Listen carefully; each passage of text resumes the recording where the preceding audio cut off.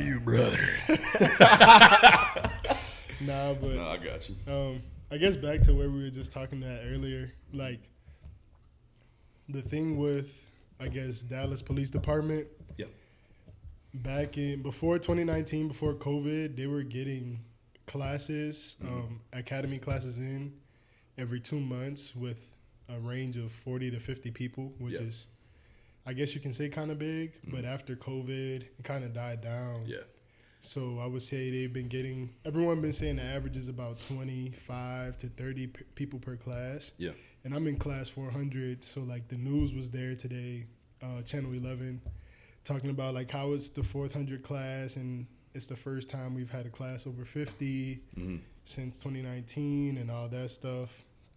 And for the most part, everyone there does try, but like I was saying, being like, I guess someone who's a leader, Talking about yourself? Yeah. You are a being leader. a squad leader. Yeah. Okay. So you're. I missed that part. Yeah. So you're a squad leader within so your. we have. Yeah. So every week we pick a new class leader. So the academy is 10 months. Yep. And every week we pick a new class leader. The class leaders go by military service. And then after prior law enforcement service, and then from there they go in alphabetical order. Gotcha. So out of the 50 people in my class, we've had 12 who were in military, and then 3 who were prior law enforcement. Yeah. So it's gonna be a few weeks till I'm a class leader, but Gotcha. the class leaders pick their squad leaders, which you have 4, and because of, I guess, just not me asserting my dominance, but just seeing who you are, like who I am as a person. Yeah. I guess you can say. I'd say you're a leader. I absolutely would. I I've shared been- the field with you for. I mean, well, when did you get to UNC? Was that 20? Was that 20 or 21? It was July 2020, so like So we halfway through COVID, I guess. I've that known 2020 you year. now for 4 years. 4 years, and I've shared the field with you for. We didn't have a season in 2020, but I'll say I'll share the field with you still because we're still doing the nonsense workouts. We're still doing that stuff. So I'd definitely say you're a leader, dude. And I mean, you established that. If you were wondering, you 100% established that whenever. So it's no shock to me that they're looking at you as like, he's a leader in this class. Yeah. As far as like the physical training part, I would say I'm a leader. Yeah. But as far as the class work, I've been passing all my tests. So the way the academy works is you get 3 chances to fail. Gotcha. If you fail, we take a test every Monday on the information we learned the week before. And if you fail that test, you get a retest on Wednesday. But if you fail any retest, you're out. So basically, if you fail the first test and then you fail a retest, you're done. So we've had one guy who was he was in the military for 15 years. I don't really want to be putting his business out there. I guess nobody's going to know. Well, I was going to say, listen, this is episode 2. Yeah, all right, I'm not going to say this his could be name episode 200, and I don't think the amount of people you think are going to listen to this thing. I mean, like, I guarantee you, like, you know, your pops might listen to this. Paul will listen to this. Right. My parents and some buddies of mine, but like, if you think this is going to get past about 10 views. I'm not going to say anyone's like, name. let's maybe not put, like, our former teammates Right. by name on blast. Maybe 1 or 2, you know. Tramel. Yeah. No, I'm playing. I might have to call and fill y'all out. But. Yeah. You're good. Yeah. But he was in the military he was in the Army for 15 years. Yeah. And he's 40 years old, like just got out trying to start his life and whatnot, I guess. Wait, so how old is he? I'm sorry. He was 40. And that's like the last, the cutoff age. I was going to say, that seems so late to start being a police I officer. know. How long you got to go to make pension? It's like 20 so years. you can to get the full pension is 20 years of service, but anything after 5 years, you can get pension. But the way it works is, because he's going to be geriatric. He's going to be 60 years old. Or you can also get the pension whenever you hit 53. Okay. So if you've been, like, for his case, if he would have stayed there till he was 53, 13 years. He would have received that full pension. But that makes sense. He had 2 kids, and it was the second test. Yeah. And you have to. So we have 100-question tests. 1 point each question. You got to score at least a 70. He got a 69. on his his Nice. second test. Yeah, it's tough.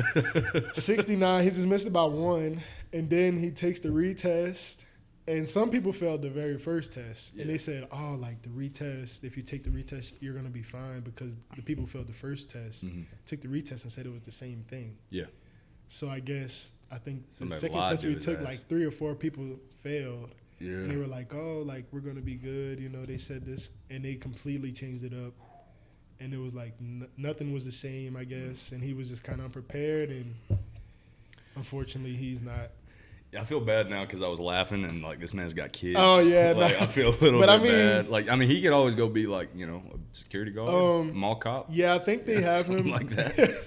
I think they have him doing like he's gonna be working at the central substation. So if you get recycled for like anything like I was telling you about missed time, if you get hurt doing like DTPT, if you fail those tests, for any reason they don't like fire you or kick you out. Yeah.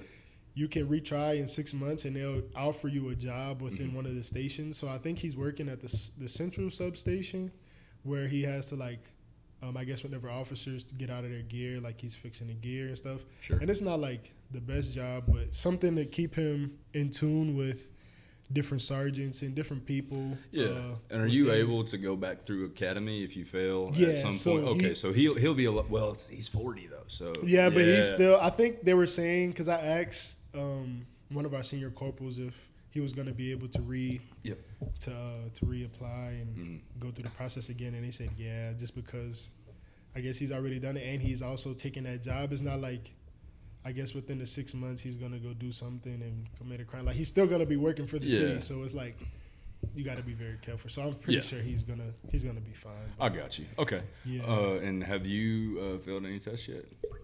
Not yet. How close you been? Last test we did U.S. and Texas Constitution and Penal Code, and I got a 72. Oh, you was I was walking that kinda line, close, man. I was close, but Yeah. it was because we studied U.S. and Texas Constitution for Monday and Tuesday. Yep. And then Wednesday, Thursday, Friday, we just went strictly over Penal Code. And our sergeant was like, make sure you study Penal Code. We're talking to some of the upperclassmen because within the academy, there's 5 classes there at a time. And we're talking to the upperclassmen, asking them, and they're like, oh, yeah, study Penal Code as much as you can. Yeah. And I'm like, all right, so I just go home on the weekend and I'm drilling all the Penal Code. Yeah, and then we get the test, and out of the 100 questions, like 45 of them are U.S. Texas Constitution, and I'm like, bro, What's the deal? and literally everybody was like, bro, we should have studied this shit so more. Like, why did we not go over this? I know. But this week we're just doing Penal Code again. Sure.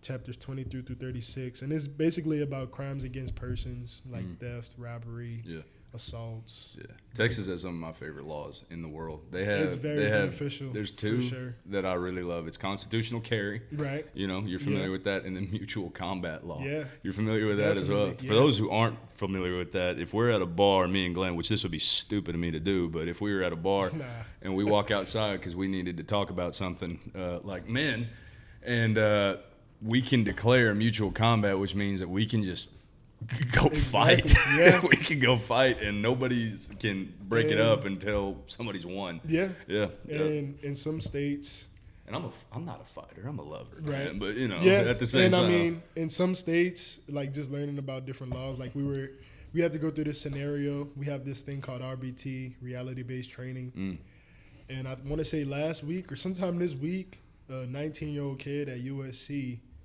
was walking up to his car at night, and a homeless man was trying to break in. He told the guy, like, what are you doing? Get back. He said, I have a gun on me, like, leave me alone. The homeless man? The homeless man. Okay. And the kid had a knife, ended up, like, defending his Himself, property himself, stabbed the guy. Unfortunately, the guy ended up passing away. But how unfortunate is that, really? I mean, let's be honest. Yeah. I mean, listen, I don't think anybody deserves to die, but that being said. Yeah, I mean, you're threatening someone with a gun. Yeah, you're breaking into something that's not yours. Like, Right. And in Texas, if you threaten someone because of the laws that's in our penal code and everything that's built up within our judicial system and legislative system, if you threaten someone that you have a gun, that's considered aggravated assault. Or Interesting. Like, even if you don't have it, but if you threaten it, you don't have to exhibit it or use it. Yeah. You can get charged. If you're assaulting someone and say, oh, I have a gun, and that causes them to be deterred and back away, and you still continue to assault them, or in his case, to try and break into his car. Yeah. But in California, I believe it's not like that. They have to actually exhibit or use it. So now that 19-year-old kid, He's in trouble. He's Which pretty is much gonna get charged. We were trying to break it down for the charges. Yeah. Because for That makes me so mad. murders, they have this thing. It's called the IKRC, I Know Right Criminals, and it's intentionally, knowing, recklessly, and criminal negligence. Manslaughter, like vehicle, something that it was reckless. It was unintentional. Right. Like if you were to get in a fight and like just Correct. Yeah. and they passed away because you knocked them out, hit their head on the ground or something like that. That's manslaughter because you didn't go to kill them. Right. But yeah. And that will be depending on your state, because every one has a different value ladder. But in Texas, it would be 2 to 10 years. So if it's your first time offense, and unfortunately, if something like that happened, it would be 2 years. But this guy, they're raising it up to second degree, knowingly, because I guess they said you had a knife, you intended to stab him. Yeah. But the guy said And that's he had a gun. California, right? Yeah. So it's like it's kind of screwed up. Yeah. But just learning about the different laws and stuff. Absolutely. It's been beneficial, and I like it a lot. Yeah. Low-key makes me wish I would have been like a lawyer. Like I took school. Look, man, everybody I've talked to, because my future brother-in-law, I'll say that, and then a guy who had left in 2019, his name was Luke Nelson, went into law school. On top of it, I got another buddy, and they're both practicing lawyers now. Yeah. And my dad was, if you didn't know that. Like so now he's a financial advisor. But he went to law school. Oh, sweet. Graduated, and he just didn't enjoy it because he said if you think you're fighting injustice, right, you're wrong. You're doing a bunch of paperwork. Yeah. That's all you're ever doing, right? Yeah. But let me ask you this. I got 2 quick questions. Number one, actually just one real question. Do you know if that's a law in Colorado? The whole because we were there for a little while. The aggravated assault by threatening a possession of a firearm. I'm not too sure about Colorado, but I know because we did have attorneys who came in last week when we were speaking about penal code because they were teaching us. Yep. And they were saying most of the states who have similar laws with open carry or guns, your rights to bear arms. Yeah. Pretty much, they have usually the same laws. So I would assume that they have similar laws to us, but I'm not too sure. The reason I ask, I guess the statute of limitations probably wore out on this now because I could have probably been charged with aggravated assault. Oh shit! Because I was at I can't remember 8th Street, where it kind of goes on to Highway 85. Right. You take it up. Yeah. And there's this homeless dude that was just at the street. I didn't even know if he was homeless. I just assumed he was because there were a bunch of people out there and he was dirty. Like he looked like he ain't showered in days, but that could just be a Greeley native. You know what I mean? I got a funny story to tell you after this. I want to hear it. But dude just comes up and he's like, I just hear yelling, and I'm, you stop at a red light and you're just like, you're on your phone, you're changing the song. I hear this yelling and I'm listening to country music a little loud, so I just turn it down. I just hear, hey, you white, yeah, and it's like it's muffled, it's like, and I turn around and it's this dude just pointing at me and he's yelling and he's cussing and all this. And I'm like, hey, and I roll my window down. I was like, stop, dude. He's like, hey, you can't say, I want some money, all that. And I was like, hey, me being the smart ass I am, I just said, hey, man, do me a favor. You see those license plates? Right. You see how they say Texas? Do you really think I don't have a gun in this car? Right. And he got all white. He scared. It just took off. And I was like, I just wanted to be nonchalant about it, but I was like, hey man, look, just so you know, you're about to find out. You're doing the first half of that. You're about to. You're really starting to rub me raw. I just got done with a horrible workout, right? As always, and I'm not having this right now. Yeah. What's your story? I want to hear it. So, but before I started my journey with the DPD, I was working at Albertsons and the deli and stuff. In Greeley. I was. That was when Paula was still there. In Greeley, yeah. For those of you who don't know, and the 5 people listening to this, so real quick, I just want to do a really quick intro. Glenn Bernard, awesome human being, one of my favorite people in the world, by the way, favorite teammate, one of my favorite teammates I ever had. Center, played college football. We shared the field for 2.5 years. Weathered the COVID BS 3 years almost. 3 years. And is now dating the lovely Paula Nunez. Well, she was a swimmer at UNC, and if I mispronounce her last name, I'll be so upset. No, it's Nunez, but Nunez. Yeah, but it's a Z. In Spain, they don't. There's Z's or I'm TH. uncultured. I'm sorry, Paula. If she does this. I do the same. I do the same thing because whenever I'm speaking to people here, and most of the people who read uncultured people, I guess, who aren't from Spain. So me. But not you, but I mean just everyone. Me. Like that's everyone. Okay. Even, I'm uncultured. But even the Mexicans, the Hispanics from Mexico who live in here, they also say Z. Different. And she gets cultural very upset with it, but I'm like, babe, you're not in Spain. They don't talk like how you talk, But please forgive me, Paula. But I was just all that to say, when you finish your career, she was finishing up hers at UNC, moved down to UNT. I just want to give a little background real quick. But anyway, you're working at Albertsons. And so I'm working at the one. I transferred from the Colorado one to the one down here. Yeah. Oh, okay. I got you. Tracking. Trying to find out what agency I can get into, and still trying to decide. Long story short, my manager, Miss Kathy, God bless her heart, I love her. She cracks me up, man. Yep. One of the reasons I would get up at 5 and go work at that place, but we ended up getting this guy who transferred from the meat department to deli. Yeah.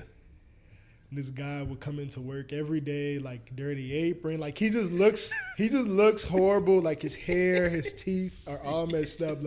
Looks like they just got a guy off the side of the street and was like, hey, we're going to give you a job, pretty much. Yeah. He looked like he, fell down the stairs every morning to start his day. Nah, literally. He kind of looked like the guy from Home Alone. For real. Really, though. I wish you were there. Especially being at 5 in the morning, he had bad breath. And Miss Kathy would call him out on it. Yeah. So, Miss Kathy was like, man, you need to get a haircut. You need to clean yourself up if you're going to work in my department. I'm not just look professional, put together. Right, exactly. Not. And he's a grown man. I want to say he was in his late 40s. Yeah. So she's like, I don't know what's your issue. Because the reason he got transferred from my department, from another department to our department was because, again, he was dirty. He didn't have hygiene. Oh, yuck mouth over here. They were trying to give him chances, and they were like, hey, we're not going to fire you. We're going to move you to a different department. If something else comes from that, then we're going to have to let you go. Pretty much, at this time, I already knew I was leaving, and because he was the oldest one, Miss Kathy was like, well, I want you to be my assistant because that'll give you more money in your pocket to him. Yeah. And, it'll help me around here too since I was going to be leaving. And he was like, yeah, I want to, do that. He's making it sound sweet, like he's going to do the job right and everything. 2 weeks go by, he's still coming in dirty. He would come in late in the morning, stuff like that. And he's asking me, he was like, man, you played college football, right? And I was like, yeah, I played football. He was like, oh, where at? And I was like, you probably haven't heard of the school. I was like, Northern Colorado. Yeah. And he looks and he goes, in Greeley? And I was like, you know about the school? And he's like, man, I'm from Greeley. I grew up. And in my head, all I could think was it's like that checks. I was out. Like, now it makes sense.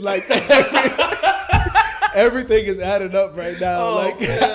Dude was crawling out of that Motel 6 right off of 85 every day. I was like, I get it now. It makes sense. But no wonder. What was his name? I gotta know. His name was Chris. I forget his last name, but he said he worked at Greeley. He worked in Holmes Dining Hall. He was a dishwasher. That's the worst one they had. They couldn't even put him on the floor. Of course he was a dishwasher.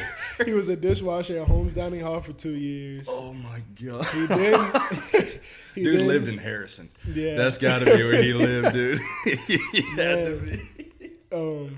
We started talking about like different small cities like Eaton and stuff like that. And Oh my gosh. but yeah, that was once he told me that, I was like, now it makes This sense. all And I checks out. And I told Miss Kathy, and I was like, yeah, Miss Kathy, like it makes sense why he's like this. She Yeah. was like, what do you mean? And I explained her the reason, and she was like, well, his ass needs to go back to that stinking ass town.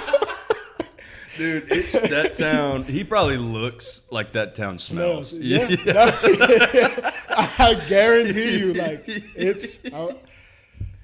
I feel bad for talking about people, but man, some you people ain't bring it gonna on hear themselves, this. No, man. yeah, Some people dude. bring it on themselves. Look, Like, man, if have I no show choice. up every day and I ain't wearing deodorant, I don't brush my teeth, and I just, Man.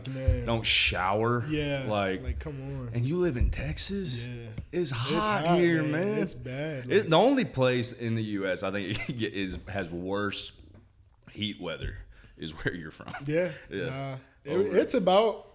It's pretty similar. It's pretty similar. Yeah. Yeah. I know there are parts of Louisiana. I would say it gets hotter here, but I feel like it's more muggier.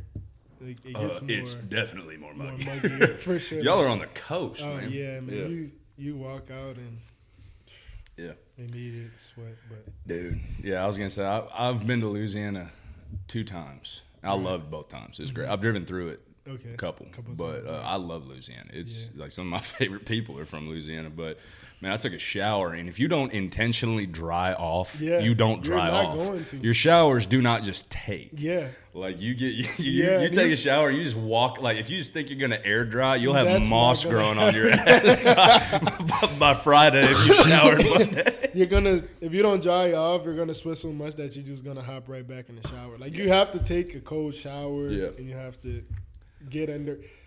Might be TMI. No, but you good, I would man. have to like get a box fan and put it in my window and like stand in front of it like man. glory boy. Just it's like, when you wake up, and I don't know if you've experienced this, but when you're living alone and you wake up middle of the night and you just go open your fridge and just stand there and you ain't got a damn thing on.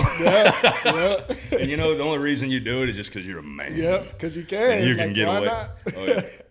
I can't do that when Hope stays over.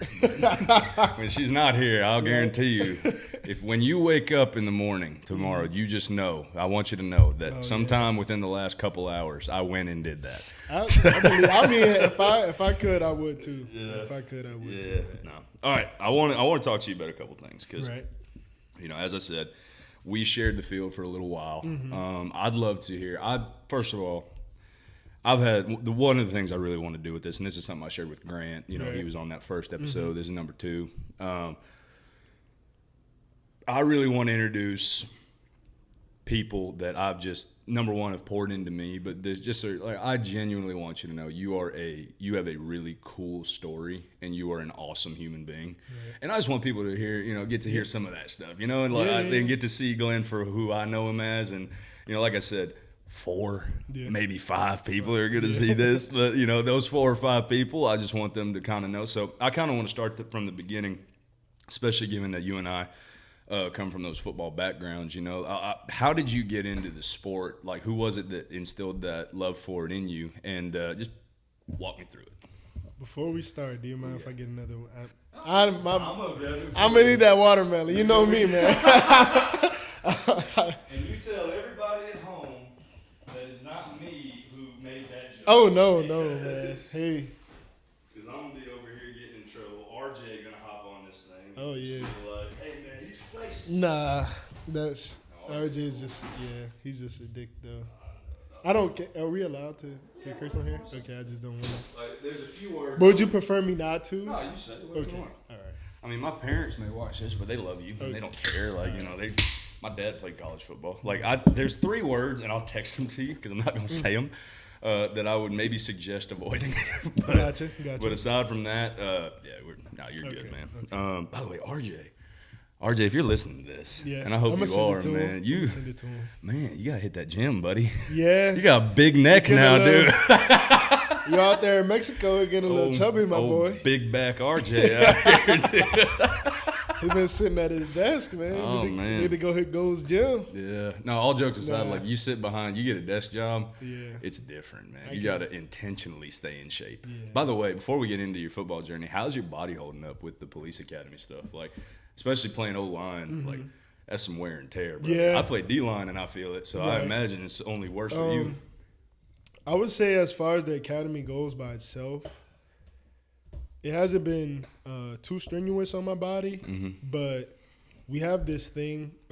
So we have a PT Excellence banner or ribbon you can receive upon graduation if you test excellence in every category. So our exit test, we would have to run 1.5 miles under 13 minutes and 30 seconds, which isn't like too bad. That doesn't sound that terrible. I can That's do just that. 6 laps on the track. Yeah, it's not too bad. I mean, granted, don't ask me the last time I ran 6 laps on the track.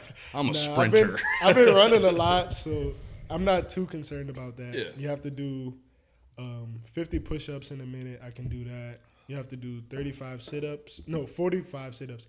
Last time we did it in a minute, I only did 38. So I have to do more work at that. We have to do a 300-meter run in under 56 seconds. I did it in 52. Nice. So as far as that goes, that's not bad. But we have this one challenge where we don't have to, but our sergeant's giving us an opportunity to run 100 miles in a month.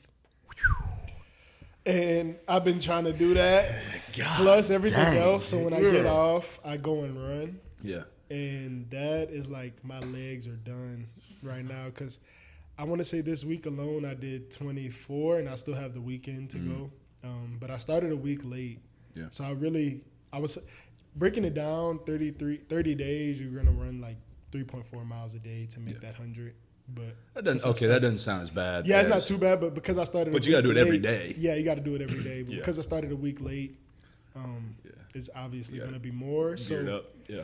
I'm just going to build a routine for this month since I'm behind and not kill myself. And then once July comes, I'm going to do that so I can get that added to my graduation. Yeah. And you have to run them. You can't like you walk can them. walk them. As long as you clock your 100 miles in. But okay. It's pretty much made You're gonna for be you in elk hunting shape, man. Like what we were talking about last episode. Yeah, I was listening. You're gonna be in shape for that. You guys were like saying you were telling them to get like gear or get a vest and go walk. Yeah, you go get your ruck pack on, and because the walking is what kills you. The sprints they suck, but you don't sprint the entire time you're hunting, right? But you imagine. Like when you are walking 10 miles a day with 50, 60 pounds of gear and a gun, right? Tough. Which may be exaggerating, but it's still a lot. No, that's and I had no preparation for that at all when I did it. So I was with Jacob Seeley, who I think you met, my buddy Mason Knighton, who had played football at UNC and he got medically DQ'd.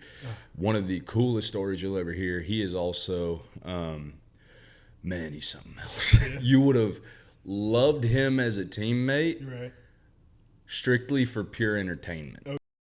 Dude, honestly, the funny thing is, like, him and Rob Moss are so different in people, but in their comments are so similar, and it's weird. But anyway, that being said, so we all went hunting, and both of them were in shape for that because they both been living at altitude, and I was just over here going on all this crap, falling down hills and all of it.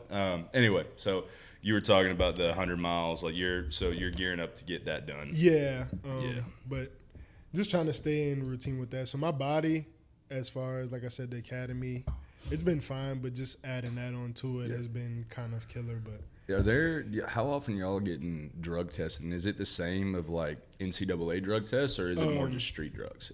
I know that sounds weird. So we get tested 3 times a year at random, and it's for pretty much everything. Okay, so there's no so you probably can't be taking any kind of I don't know, because I know your body wears out, anything that would enhance recovery, like any kind of maybe testosterone cycles, anything like that. Not that you need it, man. But I'm just asking, just stuff that's going to help you heal a little bit. I don't given the physical nature of your job. Yeah. I'm not sure, but we have a Vietnamese DTPT instructor, and he's jacked. Yeah. And I know he takes some supplements, but I forget exactly what it is. Sure. But I know he was telling us to like chill off it because whenever you're younger, they test the people. A lot more often, but it's usually just 3 random tests throughout the year at random. I got you. For everything. Got you. All right. But I don't want to get too far off from. No, you're good. Hey, look, we're gonna be here for a while. I mean, I know Paula dropped you off, because so you could have a little more of these. Right. We're drinking Truly lemonades, by the way. Some watermelon, you know. Yeah. My second watermelon. Might drink them all, man. I didn't touch them in this specifically for you,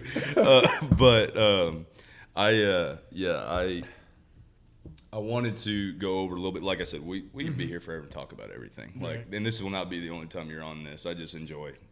This is fun for me. This is a project I wanted to do for a while, and I think it's a good time. Yeah. So, talking about college football, how you got to that point. Who really instilled that love of the game for you, or like into you, because you got to love it to go as far as you did. And, for me, my dad played college football. He was a tight end at Texas Tech. My granddad was a quarterback at Tech. My uncle was a defensive end at Duke. So it was kind of in my blood. So I kind of not had to, but I always had that. Not always, but, at a certain point it came to me like, hey, I want to do this. Right. So where was that? Can you kind of pinpoint that person in that point in your life? I would say obviously my father, because he was really the only person in my life. Yeah. My parents having me at a late age, and unfortunately my mom passing at 2. It was just me and him my whole life. Right. And it wasn't really so much. I would say it was him instilling college or like football in me. It was just. That's what I mean. Yeah, the sport. Yeah, it was really so much so that he wanted me to just go to college and get an education. Yeah. And the only way I knew I was going to be able to do that, like have it paid for, was through college football. I liked basketball, but I was not a basketball player. So I was like, no, all love. Right. How tall are you? 6'1.5". Yeah. So, all love, man. Unless you're going to be a point guard. Yeah, which I did not. You little big body for that point guard position. That was not going to work. I like the high school I went to, like we won my 4 years there. We won 3 state championships. Like we have one guy who plays in the NBA. Ball player. We have a bunch of good players. So I was like, I'm going to just stick to football. May not be in the cards. Right. That's fair. Dude, hey, basketball was not in the cards for me either. Yeah. I could dunk, but I had the most unathletic, like, what you picture, like a roided up white dude dunking with just how stiff, like no athleticism. I mean, that's what that's my still dunk. athletic as hell. Well, I mean, That's I crazy. appreciate that, but it doesn't look athletic. You're just I mean, as long as you do it, it don't matter. yeah. Well, it's kind of like one of those things where you're just like, it's almost like Shaq making a free throw. It was ugly, Okay. it was unexpected, I mean, but it happened. Yeah. You know what I mean? Like, that's kind of what it was like. Right. But yeah, so Yeah, I'm sorry, continue I would on. say it would have been my dad, just because my dad went to college. He played baseball. He went to Southern University in Baton Rouge. Yeah, I thought Jerm was going to go there for a little bit. Yeah, I thought so too. Yeah. But unfortunately, he ended up like flunking out. He didn't really take school serious, and he was like, "I want you to get an education, be better than me." Yeah. That's what every That's dad pretty wants much for their son. Right, yeah. But besides my dad, I would say it was my basketball coach from the ages of 8 through 12. He was also my football coach from 9 and 10 and 11 and 12. I don't know how recreation sports are here. Is it by age or is it by weight? Because I know some places do it by weight. So it's by age, but It's the funny thing is, if you're a certain weight, the only reason I share this story with Right. you, if you're a certain weight, you can't carry the ball. Oh. Because backstory, I don't want to interrupt your story. No, you're good. But I was in the 6th grade, right, and we were playing because I was tiny. I wasn't even like 7th grade. I was 5'2", 100 pounds, like small, right. 8th grade, I wasn't a whole lot bigger. I was 5'8", 135, so bigger but not big. Anyway, 6th grade, smaller than that, and we had a guy on our team named Jarvis Brown. Okay. And Jarvis was He 5. just sounds like like a man child. Jarvis was in the 6th grade, right? So in your 6th grade, how old are you? Like what? 12, 12, like 11. Like 11, 12. 11, yeah. 12. So Something like Jarvis was 5'10", 195 pounds. At sixth grade. And so they told him immediately, hey, you can't carry the ball. Crazy. And sometimes we would like let him do it in practice, and I had to go tackle him, and I thought I broke my neck. Like it was bad because how he would do it. So you can't touch the ball, right? Or you can't carry the ball, but you can go take it from the other team. Right. That's what he did. He was a sixth grade Aaron Donald out there, man. He was like Ndamukong Suh out there, man. And we were just watching him like Jarvis got it. Right. We don't even need to go out there, coach. Like, do it. So you can't carry the ball because they don't want somebody like Jarvis, you know, killing some like poor safety that they put back there. Like. But like, you know, the little kid who's like just there, he's just there because his parents put him in. He's playing because the coach has to, and he's put at safety because nobody's getting that far.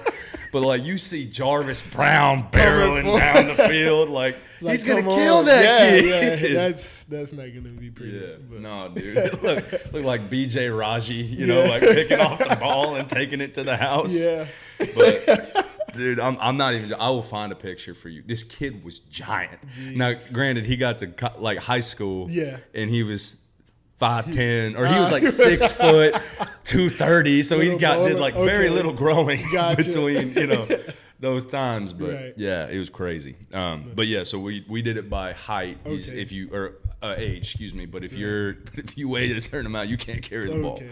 Yeah, go ahead though. I'm sorry. No, you're good. But my coach, LeBaron Sylvester, like I said, he coached me for recreational basketball. LeBaron Sylvester. That is a ball coach's name. He looked like Michael Jordan. He has 2 career paths that he is allowed to do. It is either a football coach or a boxing coach. Yeah. That is all he can do. And he did both. His son ended up being like one of the best boxers in like our region in Louisiana.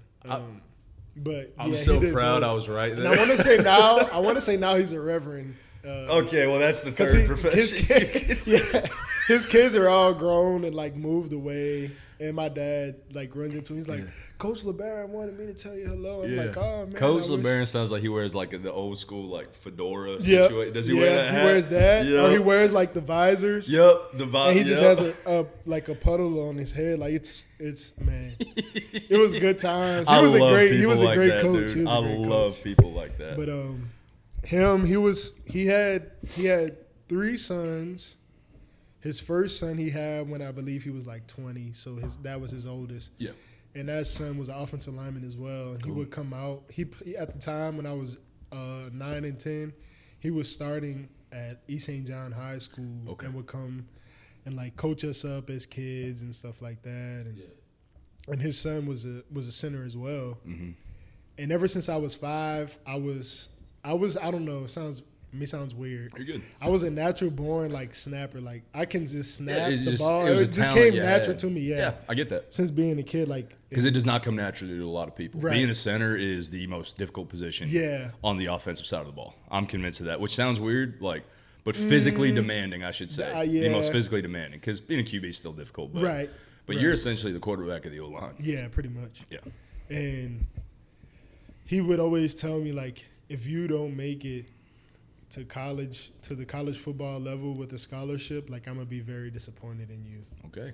And like even though I was still young, no pressure, like, but I was like, damn. And I would just go home and play NCAA and like I'm gonna make it to this one day. And I don't know, but I've always remembered him like saying that. And I remember whenever my high school, I had like really poor ACT test scores.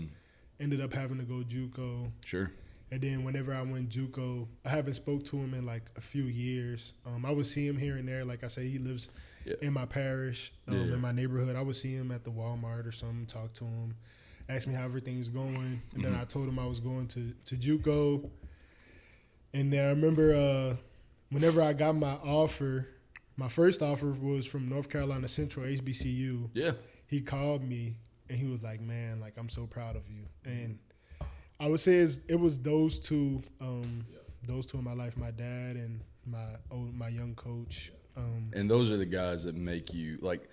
You'll always remember the people who believed in you more than the people who didn't, because they're the ones who make it worth it. Because I had a handful. I had plenty of coaches. I'm sure you had plenty of coaches and teammates, or teachers or whatever who made you feel like, hey, you know, you ain't gonna do this, right? Like you ain't gonna do this, and it, you know, I had a lot of those, and it was, but you almost.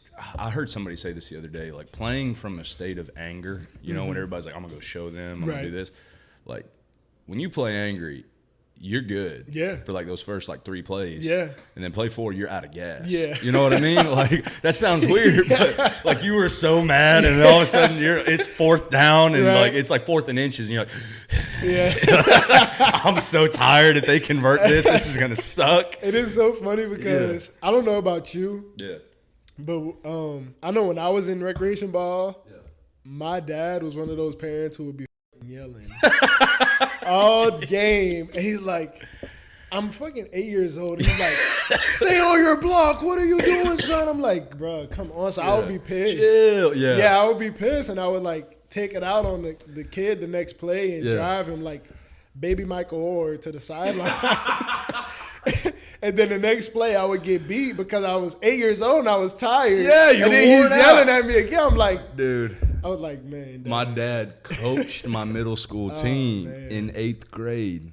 Which, by the way, that's the age at that point when everybody starts thinking for themselves, you know, and they're like, hey, man, your dad sucks. Like, my dad's first of all, he's a great coach. He was coaching a bunch of mama's boys because I was in a middle school, private school, like all these homeschool kids. And, but. No, dude, he used to. I heard my name more than anybody else. It just echoed. I was playing fullback and outside linebacker, right? And you miss a block. You know, my mom eventually just said, "Hey, look, listen. If you keep this up, I'm gonna make sure you quit." To quit this. He's like, I want to quit. I'm not enjoying this. We're 4 and 6. Like, I'm not having fun. And actually, so my dad was one of the people who believed in me, but for a long time, he wanted it for me more than I wanted it for myself. And our relationship drastically improved when he went more hands off. I was like, hey, I'll take you to the gym when you want me to take you to the gym. This is before I could drive. I'll take you to the gym when you want me to. I'll work on stuff when you want me to. I will watch film with you and stuff, but that you have to want to. You know, I'm not going to want this for you more than you want this for you. And that actually kind of flipped the switch of like, all right, okay, cool. I got to do it, and now I want to. Because not only do I want this for myself, but I want this because I want my dad to be proud of me. And he was already proud of me, but like, and that was when the tide turned on me. That was when I started hitting the weight room. I mean, you know, I'm a weight room guy. I attribute 98% of my success on the field and up to high school, or like not up to high school, but like up to the end of high school to being in the weight room. Because like, you know, that's the difference. You ain't got grown man strength on that field yet. So like by the time I was a senior in high school and wanting to play, like, I don't know if you know this, I got moved. I was a defensive end all through high school. Played a little O-line, you know, because of O-line? Dude, I was right tackle. Okay. I even played a couple games at center at my first high school.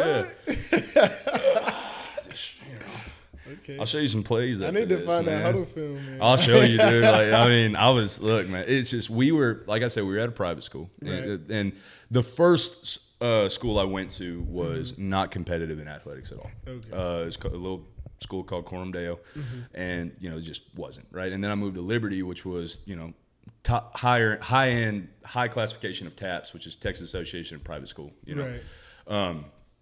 And there was competition. There were 13 Division I signees at a team that we played.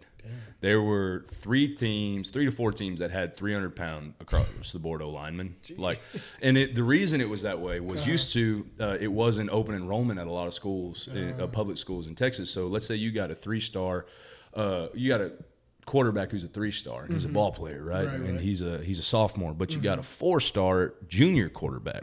So the only way he's going to get film is his last year, because you're not going to start him over the guy who's better, you know. So a guy like that can't go transfer to another district or without moving. But what they can do is pull out of public school, go play in private school. Okay. So you were getting some talent, right? Preston Wood, Bishop Dunn, Nolan Catholic. You would see like Nike Spark Combine ranked players. Elite. Our quarterback my junior year was in the Elite 11. And we just had good players, right? Yeah. That's just how it was in TAPS. Now it's a little bit less like that because public schools now they're a little more lenient on their rules in transferring. But yeah, so anyway, all that to say, by the time I got to high school, and the first school I went to, not competitive, transferred to another school, and I was playing a little O-line outside, and then defensive end, right? Gotcha. Senior year rolls around, I'm playing defensive end. We're in a new scheme, 4 down, playing defensive end and playing some right tackle. Midway through the year, they said, "Hey, Brooks, here's the deal. We've got 4 to 5 teams that have 200-pound running backs in our, like in our district, and our middle linebacker is 170 pounds. Like, I see the issue. They're like, you're 230. Welcome to middle linebacker. And I'm like, hey, coach, I have never played in space before, right? But ended up like 6'4", 230, 235 for a middle linebacker in high school. That's a big dude. Yeah, that's like Road to Glory created player. I wasn't that good because I was a run stopper. I was not like – they would even say, like, look, if he keeps the ball too long, go after him. Quit covering, just go run after him.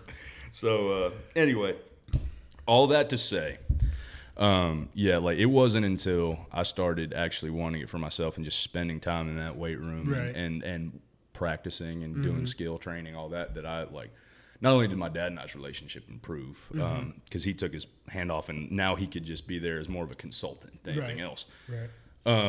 But like that was what contributed to my wanting to, you know. And I don't even know how we got there. I'm so sorry. But no, we're good.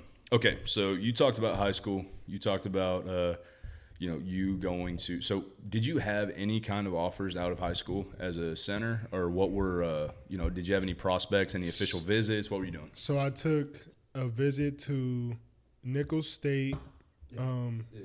FCS school. Yeah, they were in the Southland Conference. Right, and also Jackson State because one of the coaches on their staff was at a public school, East St. John, which was our, like, I guess you can say our rival down the road. We were the private school and they were the public.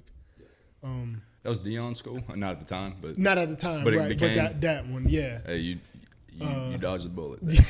I'm gonna tell you right now, and we'll talk about that later. I would have been.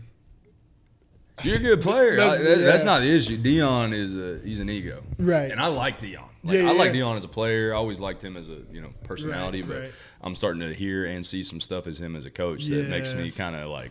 Some stuff I see that his son is doing too. I'm like, come on. They're out there recruiting, like, bro. like what is this? What's going on? Got you. Okay, and so what made you? So those were offers or visits? Just visits. They were waiting. Like I said, they were waiting for my ACT scores. That's right. So that's I didn't do good, and my dad was like, like he was saying, I want you to go to college, and I'm like, well, the only way I can do that now is if I go to junior college. Yeah. So, and tell me about that experience. That's the wild for the people who don't know that aren't football fans, which they're all our friends. So I doubt any of them aren't, but like. JUCO is the Wild West of any athletic program.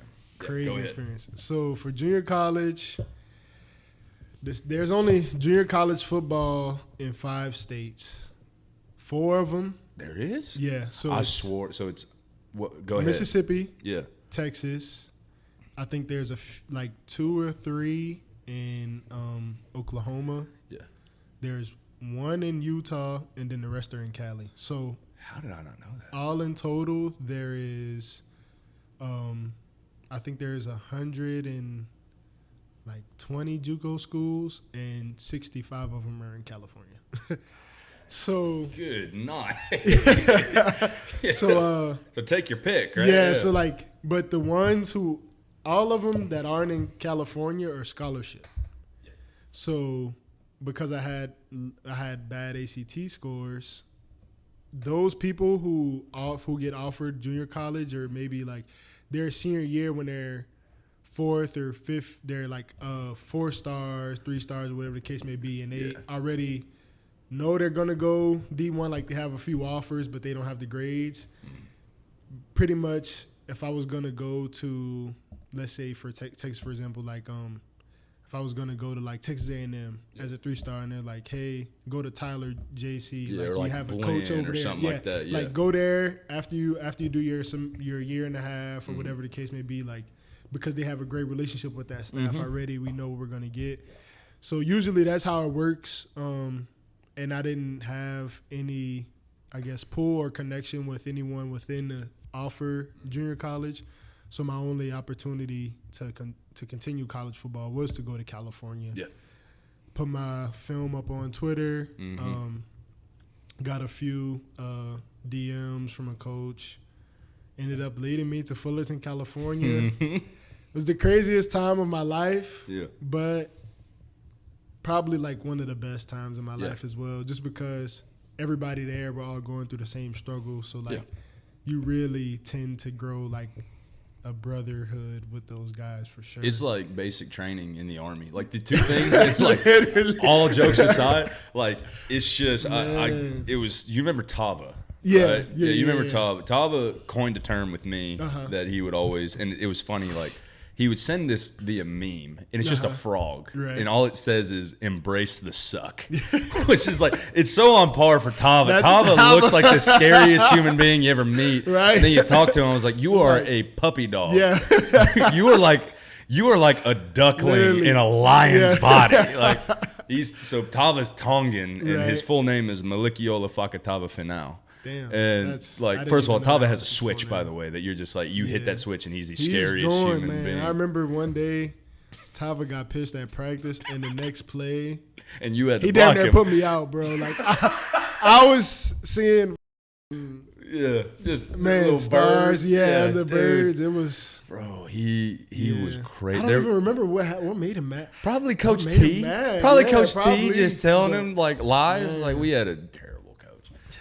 I don't even care if he hears this, man. Coach, you sucked. Yeah. Like you were No, I don't not a think nobody nice liked person to him. me Yeah. at all, dude. He told me, he used to tell me all the time, like, hey man, this you white, you don't know nothing about this. And I'm like, hey coach, like look, that's fair, but what we But you doing? shouldn't be saying What's that. that have to do with anything? Yeah. Like, what's that have to do with the blitz we're running right here, coach? Like, what are we talking about? It's dog. That's all it is. Right. Like that's the call. He's like, you don't know nothing about it. Like, Because you what? white. I'm Yeah. like, all right. You're the one who told. Like, you pulled me from outside backer. I was over at outside backer, and you said you brought want to me have here, me at yeah. D-line. Come on. Oh, man. I had 2 bad coaches. And we could talk more about them later. Because, Yeah. again, these are people, like, I'm not going to badmouth. I'm not trying to badmouth anybody. I'm trying to be honest in my experience, No, right? no. I'm not saying he's a fantastic human being. Yeah. Very good person overall. coach. He was a terrible coach. And not everybody should be a coach. Yeah, by the way. no, yeah, How not much every- of that that's did you run not- into in JUCO, by the way? Man, we had some coaches. It was Because in my head, the stereotypical JUCO coach is a guy who's like doesn't have tobacco dip in his mouth, Right. has 2 or 3 ex-wives, and is like guaranteed to have some form of substance addiction or some form of alcoholism. man. Potentially on a sex offenders registry, but I could be wrong. You pinpointed our wide receivers coach, Coach Griff, to a T. I'm not even kidding you. Like, I'm not laughing because I'm so serious. How you just you gave a perfect description of him. Literally, that was Coach Griff. That is him. Like, Man. he would be walking around with even the other coaches hate him. I don't know why. Why are you still at my JUCO? That's the Like, thing, dude. Like, it's a bad coach when everybody else on staff hates you. Yeah. Like, when they hate that guy, too. Like, Yeah. because I had 2 of those in colleges. Coach T. Right. And then a guy named Coach G, Gary and Johnson. You didn't have him. Okay. I had him in 2018. Okay. And, man, That's a guy that I'm like, you may not be a good human being. Yeah. I don't really know, but like if it translates from this like the coaching skills you have, right. it's not great. You know what I mean?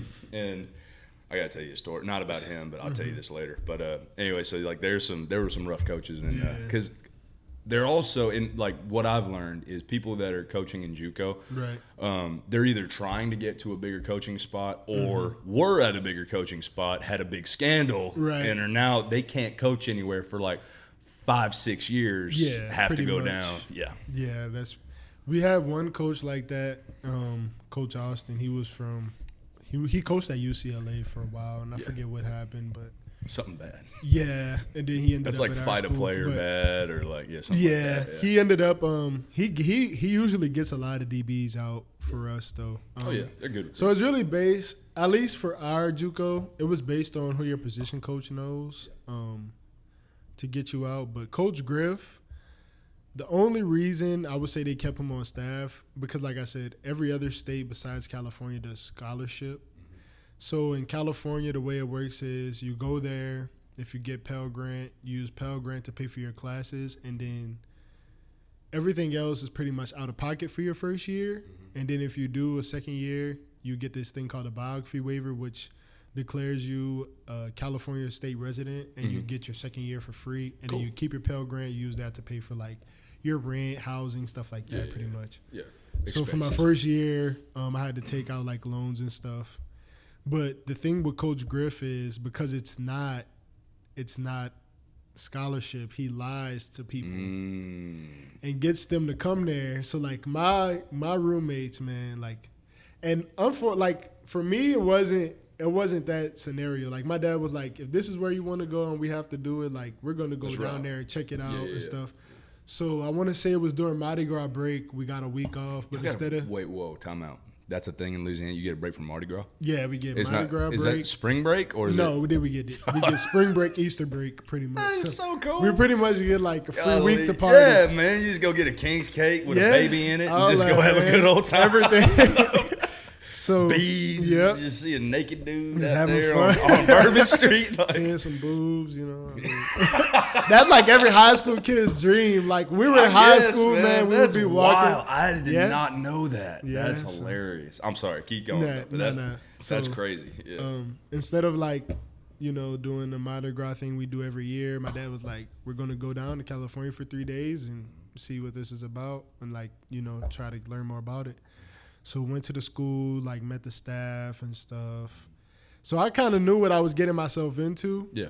But my roommates who were from Maryland, one of my like best friends to this day still, Tim Williams. Yeah. He never saw Fullerton campus. He just saw the pictures and he's going by what Griff is telling them. Because Griff is the head recruiting guy. Yeah. And he's just basically telling kids. He's telling people. Because we play Golden West, and Golden West is in Huntington Beach. Okay. And a lot of pro athletes like it's a talent pool. Yeah. A lot of NFL athletes, they go to Huntington Beach. Oh, yeah. They go to Huntington Beach, and they go and practice at their field. And he's like, this is one of the teams we play against. Like, Lamar Jackson is training there. Like, we have Odell Beckham come to our facility once UCLA is busy, and he's like we're 5 minutes away from Disneyland, we're 5 minutes away from Balboa Beach, and in reality it's not far, but we're not 5 minutes away. He's making it seem like it's a walk down the block, like he's making it seem like it's some magical like wonderland. Like he's like, oh, you're gonna love California, and all of them come there.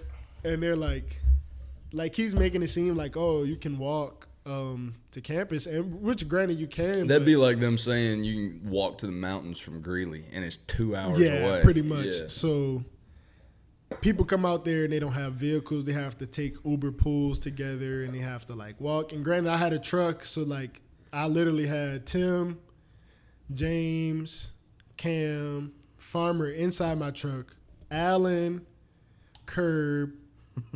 Sometimes Derek. Just rolling deep. Laying in the bed of my truck.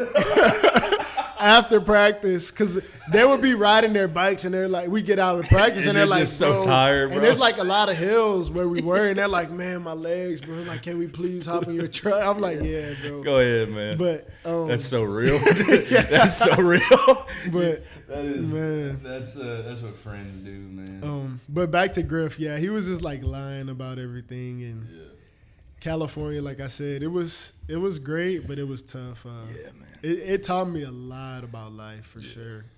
Learning about different people. Yeah, I've been told in my job, right? And this isn't me tooting my own horn by any means, but I've been told in my job that they felt that I was really mature for being 24. 25 now. Dang, I just turned 25. I forgot about that. But they thought, when I started working there, I was 23, about to turn 24. Okay. And they felt I was extremely mature and was able to handle myself and talk to, adults and all that. And like that wasn't an issue, right? Yeah. Which sounds really strange because to me, I'm like, well, that's just normal. You're just talking to people they're. But apparently, especially you and I are probably in a similar boat in this because we grew up in a regimented culture where you're constantly talking to people who are your superiors, right? With coaches, and you're constantly having to get along or find a way to get along with people who maybe you don't agree with. Like on paper, not even on paper, like you and I don't know how many teammates you've had over the years. I've had upwards of about 500 teammates in college, man. Yeah. And that is a ton of different personalities you're having to get along with and find a way to hey, put aside self for the common good and for the greater good, rather than so many people who are just used to being around the people that they like, right? Or that they would like, Like on paper, what's funny is you and me, Kobe, R.I.P. On paper, you and I, this is another thing I love about football. Not only does it prepare you for the real world, because you don't get to choose your coworkers, right? You don't get to choose your teammates. You just get to choose. All you get to do is make the best of the situation. Yeah. Right. So that's what we were prepared to go into the professional environment and be used to abrasive personalities. The other thing I love about football is there is no racism in football. There is no, there are stereotypes because they're funny. Yeah. Right? They're hilarious. Right. Like the white kid who drinks Monster and screams about his mom cutting his Xbox Live and crap like that. Brady, I love you. That's you, Brady. I'm sorry. Brady Odom. Bro, I told Brady, I hurt his feelings so bad one day because I told him he dressed like Kevin James. Oh, he does. And I was like, bro, he dressed like a dad. Yeah. He had the backwards hat. He had those shorts went past his knees and just looks like he's always wearing flip-flops. He looks like he is always prepared for a barbecue. He's going to be that dad who has 4 girls and he's driving a minivan. That's gonna be Brady right there. That will absolutely be Brodom. That's gonna be Brady. I love him, but you get so many different personalities, and there's no racism. There's no nothing where the world tells you, because on paper you and I shouldn't be friends, right? Just because based off of where we grew up and what. The world will highlight the differences we have far before they even acknowledge what we have in common. Right. Which I just wish, I guarantee you don't have all these issues that you see on the news of everything if the world had a locker room. You know what I mean? Definitely. I agree. You're not going to have them, man, because it's just there's so much bonding that happens. There's so much camaraderie and there's so much overcoming of adversity together and understanding, look, you grew up, God rest her soul, your mom wasn't in the picture because she passed early. You grew up single-parent household and in Louisiana, went to public school and went to JUCO. I grew up a little more spoiled. I was in the suburbs of Texas with both parents and private school. Right. On paper, neither of us should get along, right? And I consider you one of my closest friends. No, I do too, bro. Yeah, and it's just Definitely. It's cool, man. Everybody says you're supposed to, just be with the people that you're alike with. And you and I are the thing is, I'm saying on paper we were not, And then we get to hanging out, and We we are are. very much alike. Literally. Like the thing I love about you is you laugh at all my jokes, which I really I mean, appreciate. they're funny, man. I don't know. They make me laugh. So I appreciate it, man. Yeah. But no, anyway, like I felt very prepared to go into, the workforce because of that. Just the experience you have of like, you can hate your coach, you can hate your boss, right? But you're not wearing it on your sleeve because you got to play. In order to play, you still got to get them. Yeah. But anyway, one of the other questions I was going to ask you, I had a couple listed here. How do you think that transfer portal is in the world of NIL is impacting JUCO players? Because I feel like that's screwing them over, man. Yeah, we got a lot of JUCO players, at least my school, who have been getting overlooked for sure. Like, we had one kid in particular. He ended up having like a Mississippi State offer before the end of the season, and then once that season ended, and like people were transferring, unfortunately, he got pulled because he didn't commit early enough. Yeah, he didn't commit early enough. He was waiting out, and then all of a sudden, and then a kid in the transfer portal who comes from another school, Clemson or something like whatever that. the case They're may trying to go to the be, SEC. Yeah, so I think for his case, he still ended up. I think he ended up at San Jose State, so not bad. But I know there's a bunch of other guys, as far as the O-line guys, who I still speak with, who were like starting off there, that I kind of know between other people who were there when I was leaving.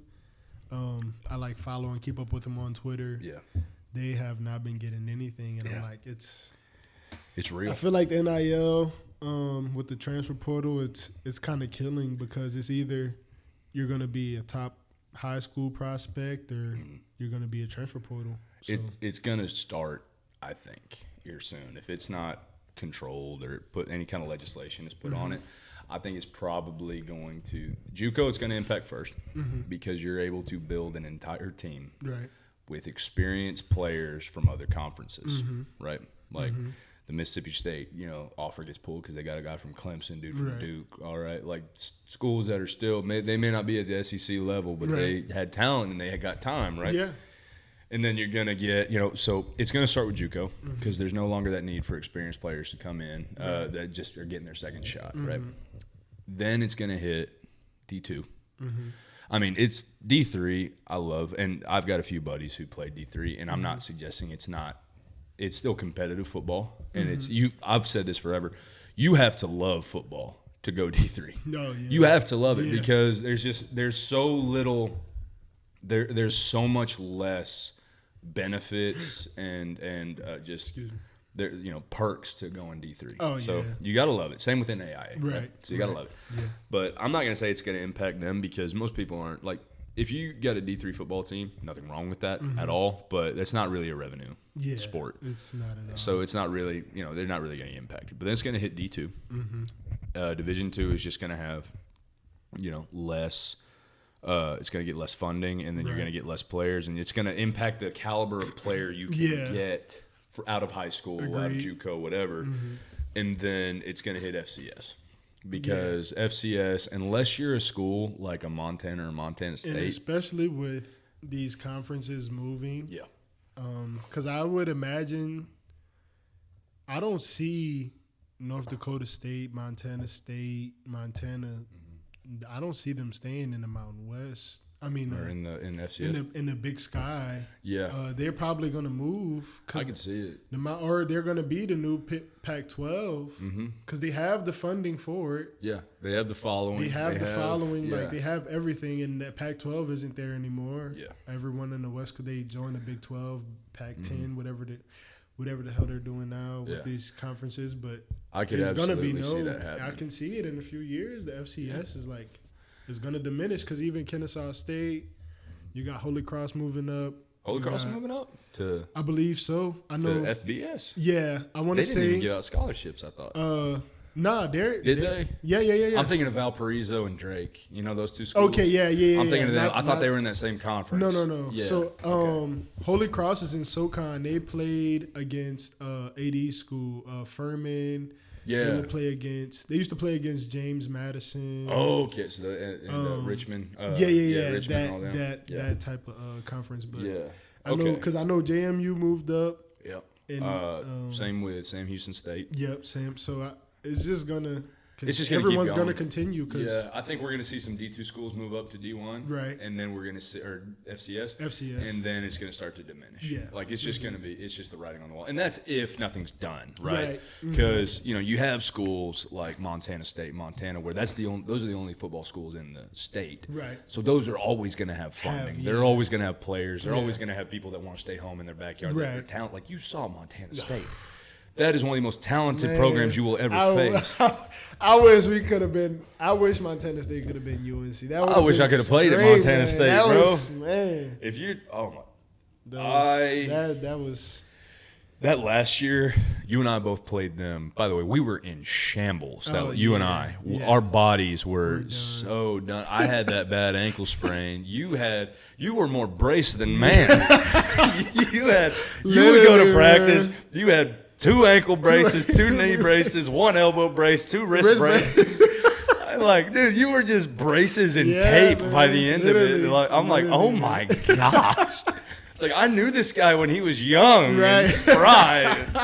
And then all of a sudden, COVID hit. Dude, COVID aged us. Yeah, COVID did something. We practiced for 2 years straight. That's what it was. We either had for 2 years. We were either in winter training, at home quarantining, summer training, or in spring or fall ball. Yeah. So just nothing but practice, for nothing but practice for 2 years. 2 years, dude. That was one of the most difficult things, like mentally, you ever go through. Yeah. But yeah, it's gonna I think we're on the same page with that. JUCO is the writing's on the wall, and it's terrible because it's a good opportunity for so many people that maybe didn't get their shot right in high school. But and it's slowly turned into professional sport. Like here's the other thing: I like that players can get paid. I like that players can get out of bad situations with coaches. Agreed. In teams. I just think that and I don't have the answer, but I think that there needs to be some regulation on how this is being done. And I agree. You'll talk to Hope because Hope knows that my opinion changes so much. Right? I'm not loyal to an opinion. If I hear something that makes there's an opinion. Things change. Things happen every day. I'm not loyal to my way of thinking. So, like 2 years ago, she was talking about how NIL is going to kill football, and I was like, I don't think it's going to kill football, and I still don't think it's going to kill football, but it's going to change it. I thought NIL was going to essentially it was going to almost tame this beast of that is the transfer portal, right? Like it's going to kind of counteract it. Like all of a sudden you get to pay players to stay, and all that. And what really happened was now you're able to entice players to go to bigger or other schools, programs at the wave of a check or something like that. And it's kind of like cap space, right? Like you're all of a sudden you have like these schools that can't afford it and have less funding aren't able to build winning cultures with teams because players won't stay. Why would you, dude? If I could I had a buddy, and he's done playing football, so I think I can share this story. But he was a D tackle at Oklahoma State, and if you get pissed at me for sharing this, 5 people listen, so don't worry about it. But we were texting back and forth, and it was during NIL. I was like, yeah, man, I'm trying to get a deal with this cowboy hat company. Brooks Talkington and this. I was like, man, there's a cowboy hat company does this. I was like, trying to get a deal. All I got was a free hat, which is awesome. It's a great hat. I'm going to get married in that hat, right? But I was like, yeah, one of the donors just gave me a check for $30K. It's like, yeah, I'm probably going to stay. And I was like, I hate you so much, bro. Like, I want you to know I am so jealous of you. He's like getting to deal with Pit Boss and like the local Ram dealership. And I'm over here like, hey, man, can I have a free hat, please? It's an $800 hat, so like I'm not complaining, but like, dude. That's crazy. So that to say, like Hope and I had a conversation a while back because she's very involved in sports. She works in them, and she was sharing like, no, this is not good for football. And I was like, well, I think it's good for it right now because of the transfer portal, and it's just changed the course of everything. It's even professional athletics, not at the highest point. Right. Even to like, I forget his name, the wrestler from our school. Oh, Boo. Yeah. Boo Alirez, man, Andrew. I don't know how true it is, but I seen on Twitter they were saying like Iowa offered him like $400K or something. Yeah. And I'm like, I don't know anything about it, but I'm like, why would you want to stay at UNC if you can go to Iowa and make $400K for a year to wrestle? And I mean, they also have like a top wrestling program too, so it's like at that point, what are you gonna do? I know he's from. You know? I know he's from Greeley, Right. And I know that there's some factors that played into it that I think speak outside of financial. But, Right. I mean, that guy's a stud. Yeah. Dude, and what I've heard, which is cool, is he has some intention of following his wrestling career going into MMA. Right. And I believe it was Sealy or somebody. I heard from somebody who heard from somebody Right. that he is as good of a boxer as he is a wrestler. Yeah. So imagine taking that to like That's- the UFC or something. I mean, that flyweight or that UFC, bantamweight. UNC would have the Gaethje. Just Gaethje. So I mean, hey, Hey man, it's in the lines for him. Yeah. So, but yeah, the NIL is Boo's such a cool guy too. I love yeah, that he guy. is. He's a good kid. And the NIL is kind of like it's taking a toll on. It's college changing the sports. shape of It's- everything. for sure. Yeah. All right. When you got done, right? Because you and I finished the same year. Mm-hmm. I know when I got done, I was ready to be done. Right. You know, how hard did it hit you? Did it hit you, right? Or was it something like, because you and I both know the situation we went through. Right. I'm not going to share a lot of that on here Yeah. just because we got buddies and, Right. you know, we all know how the season it ended played and how out. it played out. Mm-hmm. But there was some discrepancies. Yeah. But talk to me a little bit. We had just come off another, 3-9 season. 3-9. How'd it hit you?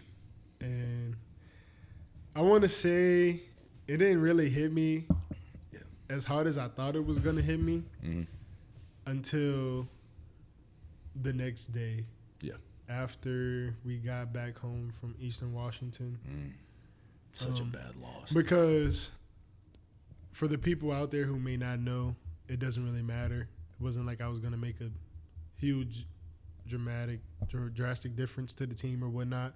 But I was contemplating on just calling it quits after I graduated and not even playing my COVID year. But I was like, hey, you know, like I was saying, my dad wanted me to play. He wanted me to go to college. I got my degree. I was like, I made it this far. Might as well. Why not play my On last scholarship, season? not Yeah. a lot of. So I was like, why not play my last season? So I was kind of already, I guess, mentally over it. But I guess within the season, I got kind of caught back in. It's I hard got to real let back go. in because of just being in the locker room, being with the team. I was enjoying it. I think I had a hand in that too. I was over here like, Glenn, Right. bro, you don't understand. Yeah. Because who was your backup? Who's your backup? I want to say it was Wilson Clark and Isaias. They were kind of going in and out. Okay, well, for we it would at have the been all same right. time. Yeah, Like, yeah. I mean, they're I think both- at that point in time, obviously, you were a lot better than Wilson, but he was young. Yeah, he was still He's a young. redshirt freshman. freshman. Yeah. So And he just actually called it. yeah, I saw. That's something when I was, I'm going to interrupt you really Mm-hmm. briefly. When I was really young in my career of football, college Right. football, I always was like, dude, how you going to quit? Yeah. And then I got into it really, and I was like, dude, how are we still here? Like, I don't blame you at all. I Yeah, texted man. so many dudes that I was like, hey, man, like, if you ever sense some animosity from me, it was there. Yeah. And I'm so sorry. Right. Because I didn't realize how difficult this Yeah, is. no. And how much, like, I genuinely, like, you got to do what's best for you. Yeah, You know? yeah, yeah. I remember having that conversation with you, like, look, man, I want you here. Mm-hmm. Don't leave me. Don't leave me here. Everybody else left me. Don't leave me, Glenn. But please stay. But at the same time, do what's best for you. Yeah. No, I mean, I do appreciate you guys, particularly you being one of those people, like, you know, encouraging me to stay. Because I'm glad that I did, because I did have a lot of fun our last season playing together. But I forget the question So exactly. yeah, But, I was asking, like, how hard did it hit you? Oh yeah. After it's all said and done. This is going on an episode. I think I told you, by the way, of like I want to do like washed up Wednesdays Yeah. where we like discuss, you know, Right. now that you're done, what are you doing? So yeah, go ahead. Yeah. Go ahead. I would say it hit me pretty hard, but I just remember standing on the sideline at Eastern Washington crying because I was like, Bawled my eyes out, dude. this is how my football career is going to end. Yeah. A loser. A dumpster fire, dude. I was just so like Yeah. heartbroken at that because every team that I played on we've always won. Yeah. And before I got to UNC, they were like, "Oh, we got McCaffrey as our coach, and It's gonna be he's gonna turn things. it's gonna be like around." Dion at FCS. Yeah. Literally, he's like they're gonna turn things around. And I'm like, 3-9 seasons Yeah. later. Two And leading the NCAA and transfer portal players later. That's crazy, but Twice, dude. We did 2 times in a row. Twice, man. We could have had everybody on the same page, and we would have stayed together. It would have been crazy. It would have been different. It would have been It's different. so hard. Anyways, it hit me tough. I was just like really trying to figure out. I kind of knew what my next step was gonna be, but I wasn't sure how I was gonna take it or how I was gonna get there. Yeah. So it took me a while to really figure things out, and once not the next season, I would say once spring ball hit, and I wasn't out there, I was like, man, this is it. Like, just another Joe. I mean, granted, I was still out there too. Yeah, I was still out there. Yeah. But granted, like even though I was playing football, I was still just another person. Like that doesn't make me. Yeah. You anyone, forget. but still. Yeah. So this sounds really corny, and I'll be honest with you on it though. Like I write a lot to feel better. Right. You know, like. And I wrote poetry a little bit as a kid, which sounds corny. No, it's that's dumb, nice, man. But that's nice. I remember writing one following, like, it was the new season. The next season was kind of the 2023 season. So it was my first season not playing football in however many years, right? And I'd written something down, and I was just reading it, and I was talking about how, you know, it just moves on without you. Yeah. You know, like, it's a sport that nobody makes enough of a difference in it that it will stop. Yeah. You know, it could be Tom Brady. You could be Joe Schmo from, you know, NAIA school. Yeah. Done anybody in between. It doesn't stop for anybody. Nobody. So you get to the end of it, and it's like a divorce. Yeah. You know, it's like a relationship that was you poured everything you had into it, only for it to move on like it never knew you. It was hard, man. Like that E-Wash game. That broke me because we lost significantly. Oh yeah, 50 zip or something like that, crazy. And it was the culmination of everything that had happened that season that was bad and that undermined the infrastructure of the team or the structure of the team. Like everything came to fruition in that game, and we're playing on this miserable, unkept red turf in negative 15 degrees. I was playing nose guard. I was 250 pounds playing nose guard, taking triple teams all day on half an ankle. That's ridiculous. And just, dude, it was my worst game I ever played in my life. Yeah. It was so hard, man. And like by the end of it, I had my eye black painted on thick, and it was streaming from how much I cried. Yeah, same.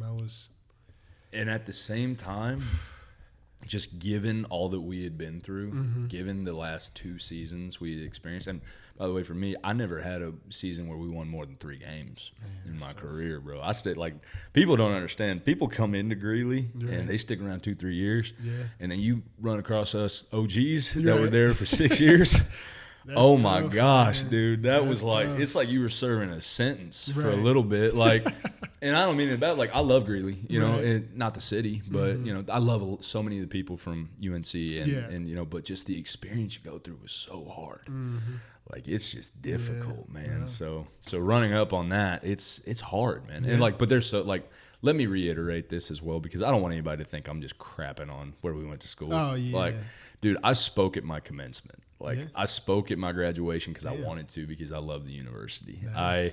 I still have relationships with coaches. I still have relationships with people like natives in Greeley that I like Coach Payne. I'll go see all the time when I'm there. Nice. I'll go visit Brady Hole at the KFKA show. Okay. Like they're at President Feinstein and I still talk all the time. So I do not hate Greeley. Yeah, I mean I don't hate it either. But it's a lot like it's a lot like a family member. It's like the little. I mean, I never had siblings because I'm an only child, but I would imagine it's like. You're the oldest brother and it's like the youngest. Yeah, or like it's the creepy uncle. Yeah. You know what I mean? That you're like the guy that you're just like, you know what? I love you, but you got some problems. It's like it's like the family member that a reunion comes around just because you need to have an intervention with this person. You need to see. Like, hey man, look, we got to talk. But no, it was hard, man. And that brings me to my next question. Did you ever have, or how many, I should say, we talked about this briefly, but when I got done, I've had like 4 or 5 midlife crises almost, where like post-athletic crisis, where it's like, I got to take up this. Right. I got to take up a new hobby because I have to do something, you know? What has that been for you? If there has been anything. No, yeah, there has been. For me, I would definitely say running. I just got. I don't know if I'm like Gator 2.0 because I remember Gators half marathon, baby. And since starting my journey at the academy, even before that, because Paula's finished swimming now. Yeah. She wants to do running too. Mm-hmm. She's like, I need to stay in shape. I'm like, well, and you got to do something. Man. Yeah. So I'm like, I'm gonna run a marathon, but I'm nowhere near running a marathon. Dude, but Gator dropped that weight quick, dude. He just like, I'm dropping the weight and I'm gonna like, go do this. Yeah. And I was like, what happened? He did it, yeah. That was so fast. But I've been telling myself like, this time next year, I'm gonna try to run the marathon. Nice. Within the city of Dallas, because I know they had a shooting in Dallas 7/7, which where like 5 officers passed. And, man, oh my gosh. They do that was in 2016. Okay. I remember that. Yeah. I actually was there. Like I wasn't there, but obviously I remember seeing that on the news. Yeah. They bring it up a lot. Just because it was like DPD officers and they tell us about it. And we have one because every July 7th they do like a 3.5 mile, like I want to say it's like a 6K. Yeah. They do a 6K for the officers. Mm-hmm. And then after that, a week after, they usually have a marathon within the city of Dallas. Sure. So I said by this time next year, I'm going to be able to run that. Try to do like a sub, I guess, 2-hour marathon. So that's been my midlife crisis, I guess, or whatever you want to call it. No, that's fair. Yeah. Post-athletic crisis. Mm-hmm. Besides that, for some reason, I really want to take up upholstery. I want to. Interesting. Yeah. I want to go like on. Fixing up furniture. Yeah, and stuff? Yeah. I want to go on Facebook. I've been seeing a lot of people on Facebook giving away furniture. Yeah. And I want to fix it up. And flip it. You need a creative hobby too. Yeah, and especially important. With my academy being Monday through Friday, on the weekends, it'll give me 2 hours in between studying and stuff to do something. With your hands, it's more therapeutic. And actually learn too, you know, so. Well, you saw I did woodworking. That was my thing. It's important because at the same time, do you need something to fill the time? Yeah. Mm-hmm. But you also understand that I'm not working 60 hours a week now. Yeah. And my schedule isn't so spread out that I have some time to go do other stuff that I may be passionate about. In doing. Yeah. Mm-hmm. So that's totally fair. Yeah. And there's nothing wrong with that at all. That's actually that's cool. I didn't know that. Yeah. Yeah, I want to do it, but we're about to move around this area soon. So once we get settled in and get everything situated with that, start fixing up furniture for your own apartment. Yeah, I want to start doing if you that. Can flip it. Yeah. I want to start doing that for sure. And that's probably my 2. Yeah. I guess main things. I'm jealous you only had 2. Yeah, that's it. How many did you have? I had like 5. Bro, I started with woodworking. Okay. And then I already had the hobby of hunting, but I just dove a lot more deeper into it this last season. More time. Mm-hmm. But I'll count hunting, and then took up archery, and then took up Olympic lifting and more, and all that. Right. And writing and all this stuff. Nice. I just needed something to fill the void. Yeah. That's good. I'm over here I just need some outlet for some of this stuff, man. And but no, I respect that a lot. How's the archery been? It's been fun, I remember we went to Bass Pro and you were you were with me when I got it. Yeah, when I got it prepped up. I got a different one now. I think I showed you. You got another one? I had to get another one because that one that you were there for, where dude. Funny story for a second. Hold on, dude. That guy, we took it to Bass Pro, and by the way, I got a buddy who I met at Shields, who was way better at this. Because so I could tell you, if you have a professional doing it or just an amateur but decent at it, 30 minutes. Yeah. This dude took 2 hours. I told Glenn, look, man, I got to go pick up a couple arrows and a case for this at Bass Pro. I got a gift card and I'm trying to get this done for my bow. Come with me. Because he came over, we were having a few drinks, had a good time. Yeah. We were there for 2 hours because this guy could not sight this thing in right. And he was determined for it to be perfect. Yeah, that was... And I'd ask him a question, and he'd be like, well, I don't like to give a direct answer for that because it's like, would you prefer driving a Cadillac or a BMW? Or a Toyota. Like, yeah. This one both are great, but here's the reason why. It depends on your situation. Right. Like, and I'm like, all I asked you was if you liked the bow I bought, if you liked the brand. Right. Because I already have it. Like, and I'm just passing the conversation, just like making this as painless as possible. And dude, I got so mad, and I texted Glenn the next time I was going. I was like, hey, I'm gonna go see Micah again. I cleared out 2 hours again because all I need is a quick adjustment. Yeah. And it was ridiculous. But no, that string came off. Probably Micah's fault. Yeah, his fault. Yeah, probably Micah's fault.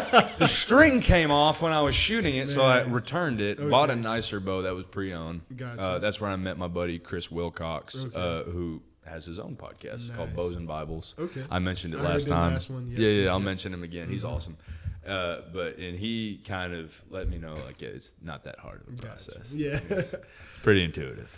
Yeah. was I was so mad because I was like, you and me, let's go grab Whataburger. Let's just go, because there's one right in the parking lot of Bass Pro. Yeah. Like, go hang out. Bass Pro is like a man's Target. Right. Like where a girl can spend 3 hours and $400 in Target, that's Bass Pro for me.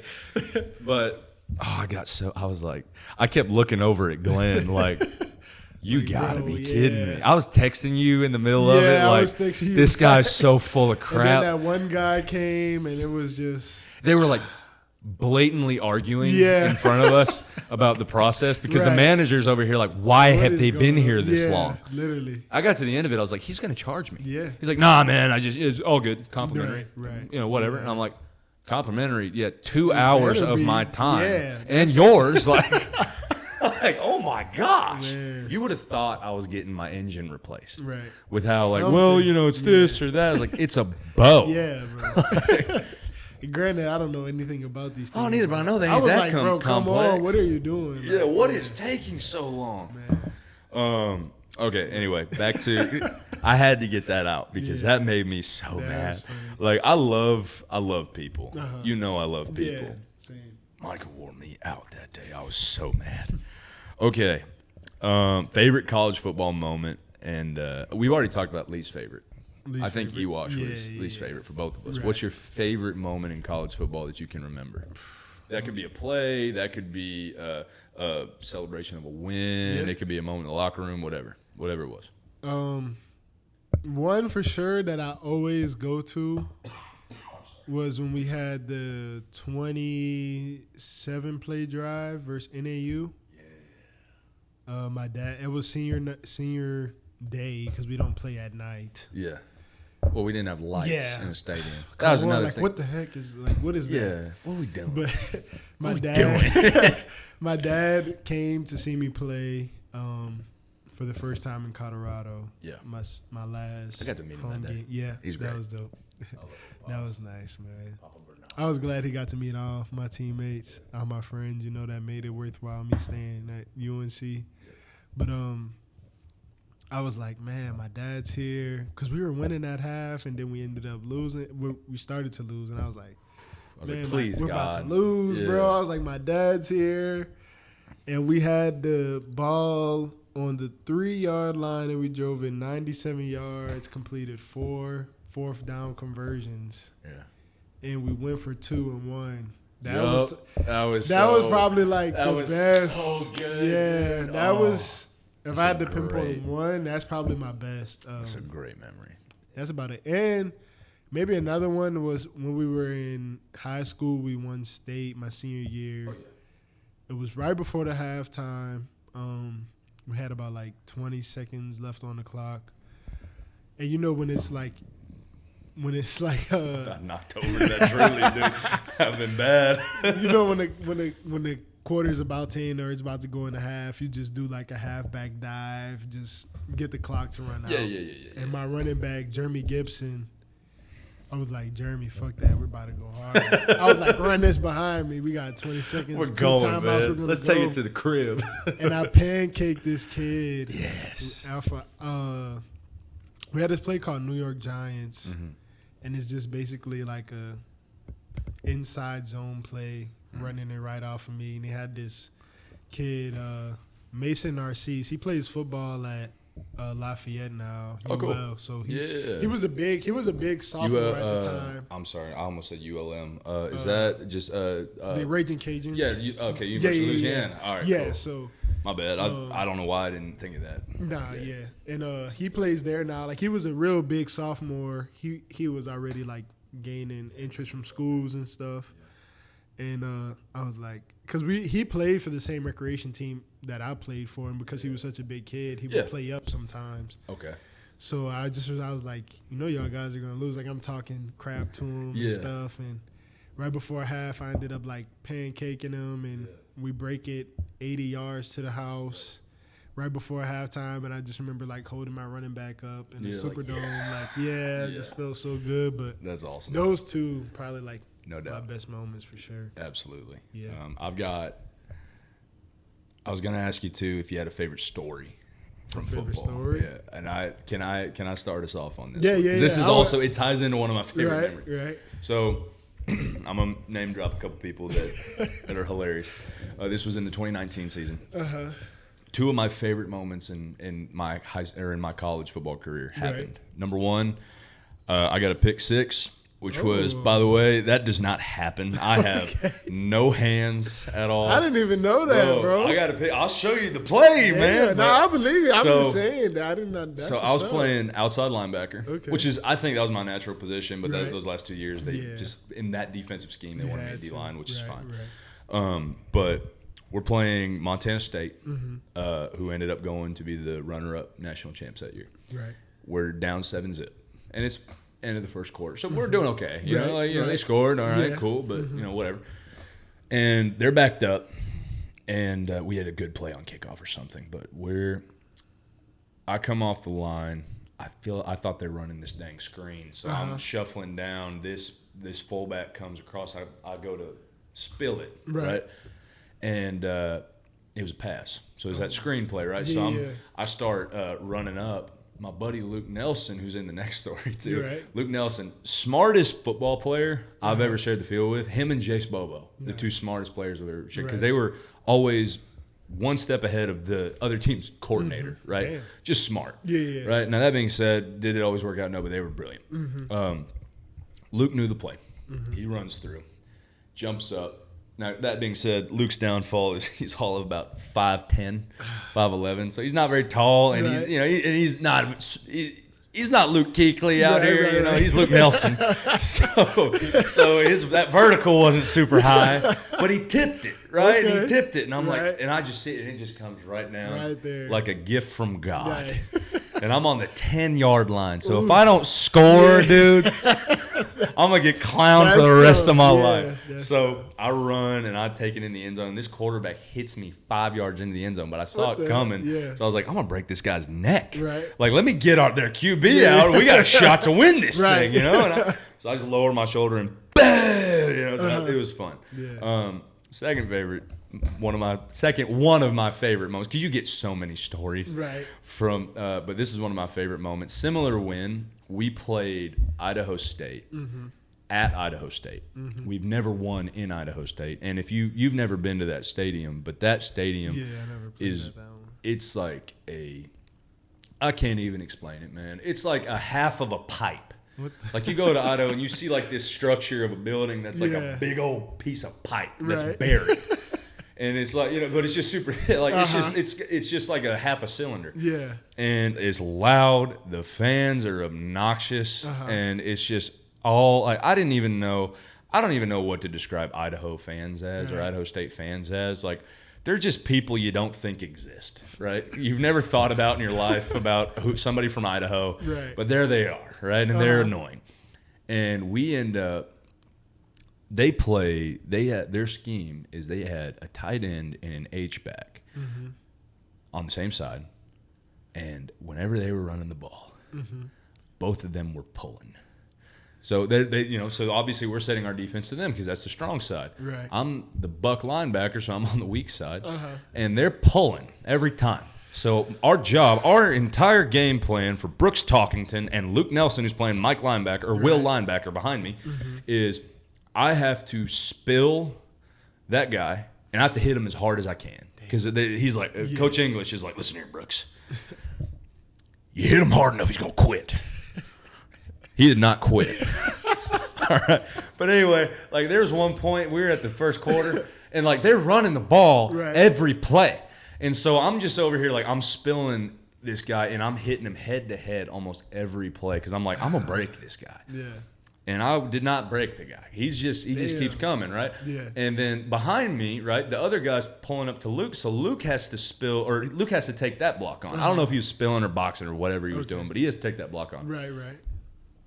And so like first quarter comes around, like it comes and goes, and I come up to Coach Angus and like, hey Coach, I was thinking maybe I could take this guy's knees out once, because then maybe he won't pull as hard every play, and I can get that edge on him. He's like, no, hey, don't be a wuss. He didn't say wuss. He said another word. Yeah. But he's like, hey, listen, you hit him in the face. Right. You hit him in the face, or whatever. And I'm like, all right, Coach. Fourth quarter comes around. We're tied, dude. We're tied, and finally they're airing the ball out and stuff. Okay. We end up winning off a pick six and then a defense, like a defended, prevent defense last play. Wow. We win the game. Damn. We're so pumped. It's one of those NAU moments you were talking about where we're just so excited. We're celebrating everything. And Luke and I, right, we get to the sideline and I'm like, Luke, Luke's one of my best friends. Yeah. Luke Nelson and Eddie Gonzalez we come together in that end zone, like as everybody's kind of like walking out, and all that, because we still had some people there that they were taking pictures and stuff. Right. So let's all get a picture, you know. They're like, yeah, and Luke's like, or no, Eddie Gonzalez says, hey, let's grab a picture. I'm like, bet, let's do it. Right. And Luke's like, yeah, hang on, and he walks over to the end of the end zone, right, and he just leans over like this little pile or like this little like barrier they had and just goes just vomit. And I was like, hey Eddie, hang on. I walk over right beside him and I'm just go so we're both in the other end zone just puking our guts up because first of all we played like 140 plays that game. Like it was just that's crazy. It was either we're running it or they're just airing it out, and like that was just our game. And I'm probably exaggerating, but it was probably like 90 to 120 plays. Lot, though. It was crazy. So we're both dying. We both took on the most ridiculous amount of like spill blocks you can imagine. Right. We get back late at night, as always. You're playing on the mountain time, but you're still getting home late. Right. Yeah. And I had right beforehand. This was before I turned 21. Mm-hmm. So I had texted Luke, said, hey, man, can you grab me a bottle of bourbon before we leave? And I'll just come get it from you afterward. Yeah. So I told Luke on the plane, like, hey, I'm going to come grab that thing. And we were probably both concussed, right? Like, it was bad. We really were. And he's like, yeah. He's like, cool, dude. I come over to his house.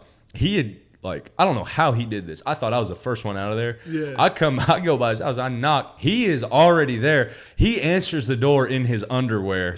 Hands me this, doesn't say a word, slams the door shut, and I just watch him go to his couch and just pass out.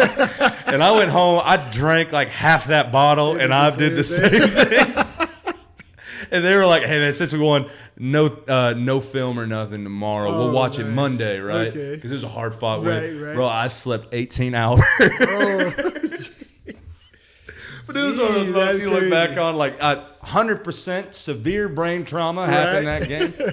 But, man, it was funny. Yeah. It's one of my favorite stories, dude. That's nice. Okay, so that was one of my favorite memories and stories. What's one of your favorite stories from college football? I wouldn't say... I feel like I teed that up too hard. I'm sorry. No. I wouldn't really say my favorite story, but, like, it's one of my, like, funniest moments. Yeah. What you got? It just makes me laugh. Mm-hmm. So we had my high school coach, Bill Stubbs. Yeah. He would say, like... That's a good old boy's name. Bill Stubbs. He would say the craziest, like... That O-line coach? Or is he? He was the head coach. Yeah, okay, but got you. he was the OC as well. He just sounds so like he wears worked with the O-line a lot. Oh, yeah. Bill Stubbs. Old man. He would, we would be at spring practice and practice like, get off the ground, you're killing my grass. Like, stuff like guy, that. Yeah. And I remember we had my running back, like I said, who took us to state and when we won state, Jeremy Gibson. He was injured because he had an ankle injury. And our next best running back was Louis Chanot, freshman. He was really good. And Louis was like one of those kind of like Jaquez, like a smaller guy, speed. He always wanted to bounce out, but Bill Stubbs, our coach, was like, you have to run it up in the middle.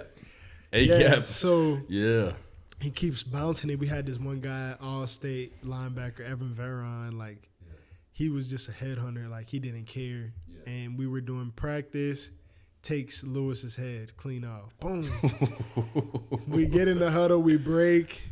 And the next play is supposed to be inside, but he bounces it again. And Coach Stubbs is pissed at this point. He's like, what is wrong with you? Yeah. So he walks up. We're standing there. He's like, he points at my ass, and he's like, he looks at Lewis. He's like, you see that big ass right there? He's like, I want you to be on his ass like a lawyer. He said like a lawyer who's drunk and having problems at home and went to a strip club to assault a stripper. Oh my God! That's how tight I want you to be on his ass. And I was like, I don't know if I keep that in. We were but all if like, I can, what? Oh my gosh! And it's crazy because like he says the That's most too specific for it not to have happened. He says the most outrageous stuff, and we try not to laugh, but. What are you supposed to do there? We have to laugh, and then he runs us off. But I just remember that happened because we played this like sorry team, Cohen and Sophie B. Wright, the two sorriest teams in our district. Yeah. And I don't think that team till this day has won a game. Like they were bad. They were horrible. And that's why we weren't really worried too much. And it's like, it's going to be good for Lewis to get, because Jeremy was out. We're playing against this team. We're going to beat anyways. But he wanted him to get him down because he's like, you're going to be the future once Jeremy leaves. Yeah. You got to get some reps out there. Like, when he said that, everyone on the team just started laughing. I don't know what you can do at that point. I was like, bro, I don't.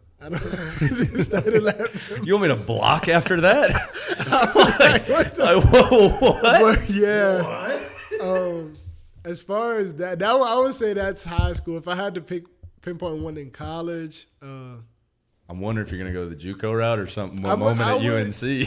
JUCO, there's too many, man. It's honestly like JUCO's just like our I just put that in like a whole different compartment. Different. Like right, I'm cool. not even gonna. Good, you're gonna be talking about people I know then, which makes it way better. And other people will probably know.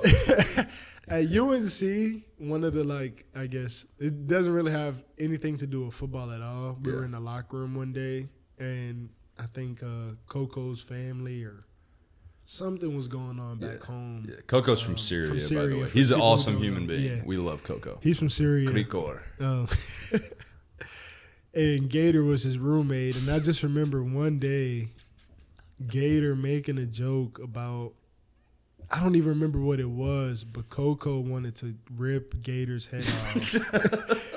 And I was genuinely scared. Like, I wasn't even going to stop him. Coco's seen war, dude. Yeah. Coco's country's been in civil war for 30 years. He looked at Gator. He was like, you better fucking stop or I'm going to kill you. And he had tears in his eyes. Like, he was trying to stop himself from, committing murder against Gator. And I was like, bro, I'm not getting in the middle of this shit. They were roommates. This is beyond me. Like, hey, y'all got to figure this shit out. Didn't Gator look at you later and be like, I have to go home to that? Yeah. I think Gator went to Kyle's place. That night. To Ergen's. I don't want my throat slit in my sleep.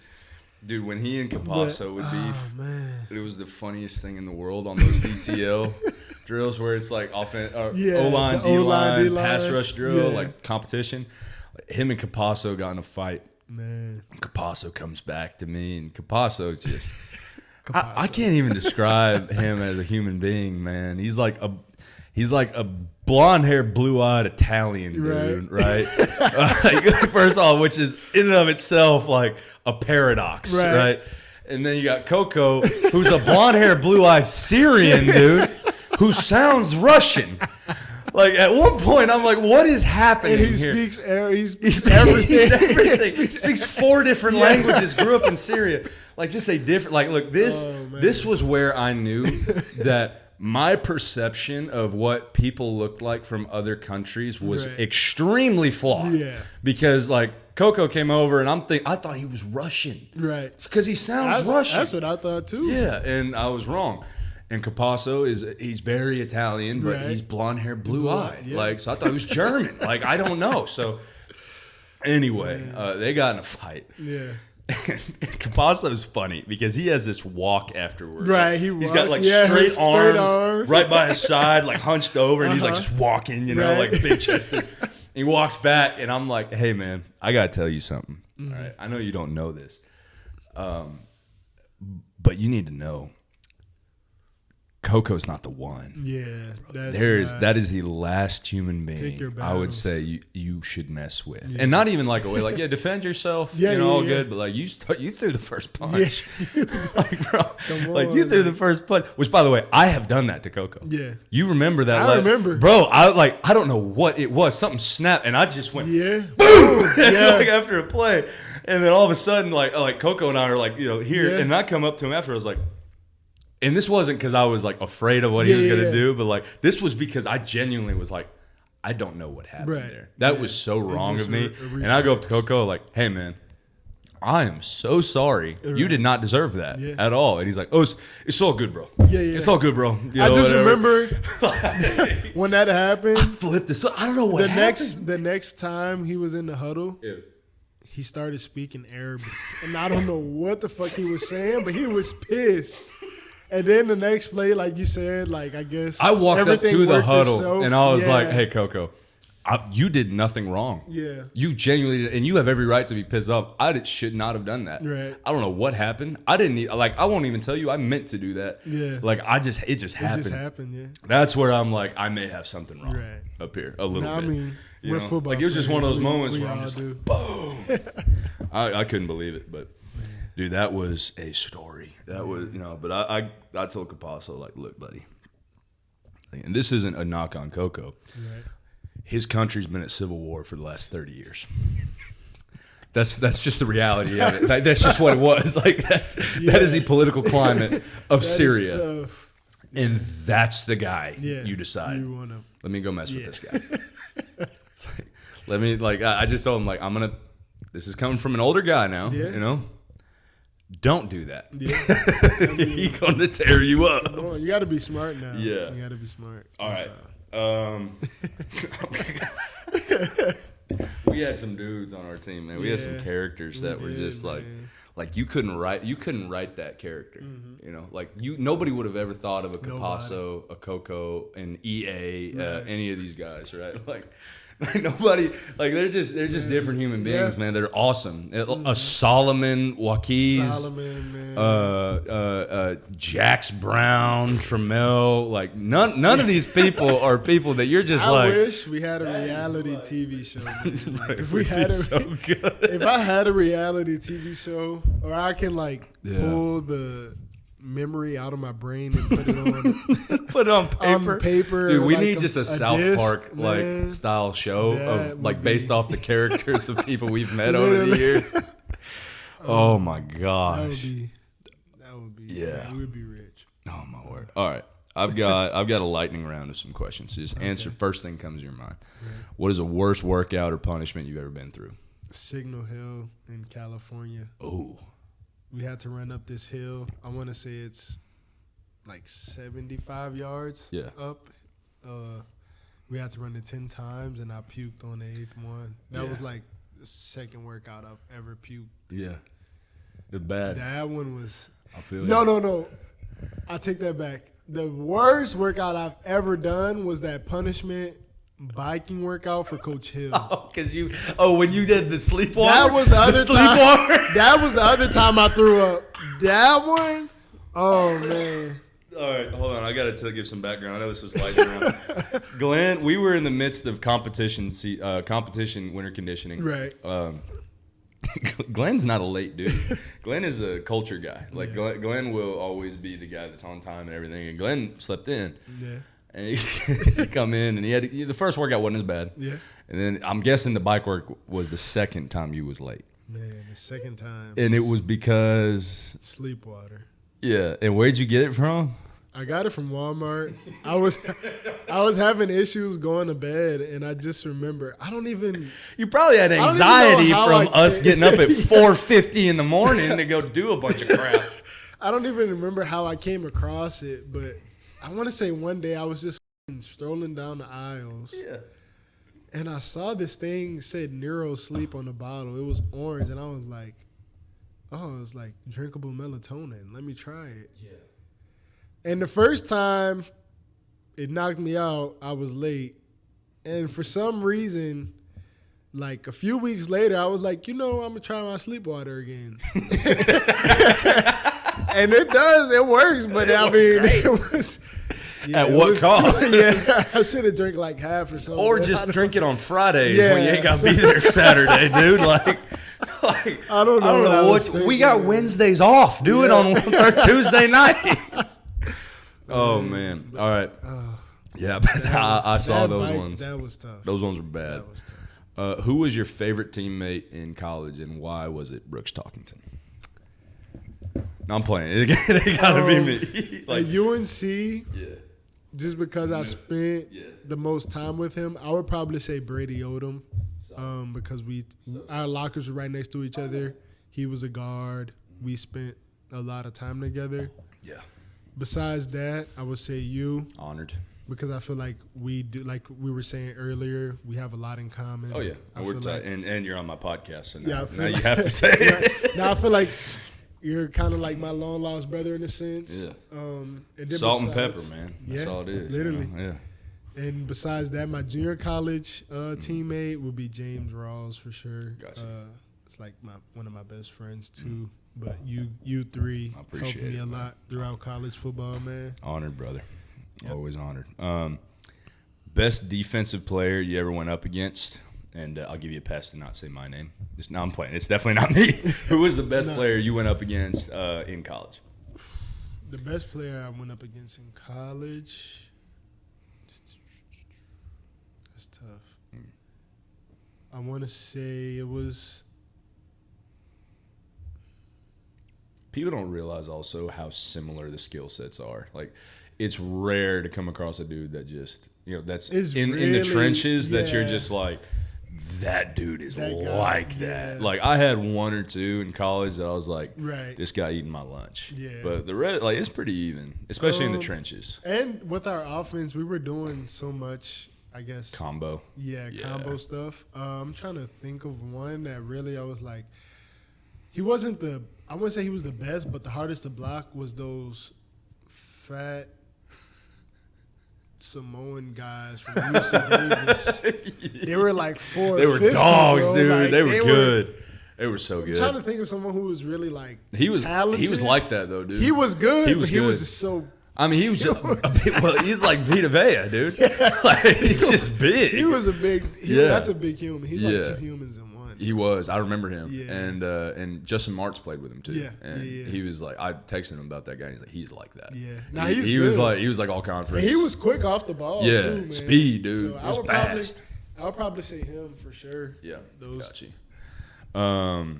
Funniest moment from any year of ball. Funniest moment from any year of college ball. Let's say that. Let's say at UNC just to keep it between us here. At UNC. Yeah. There's so many. I'm gonna just pinpoint one. Probably whenever I was rotating my first year with Gator, and we were playing Weber State. Yeah. The last game of the season. Mm-hmm. And we were like, we're gonna win this game. We're gonna win this game. And I want to say it was the first drive. Dylan went out. And oh yeah. And Alec got in, and Alec Lewis was slinging that thing. I love Alec so much, dude.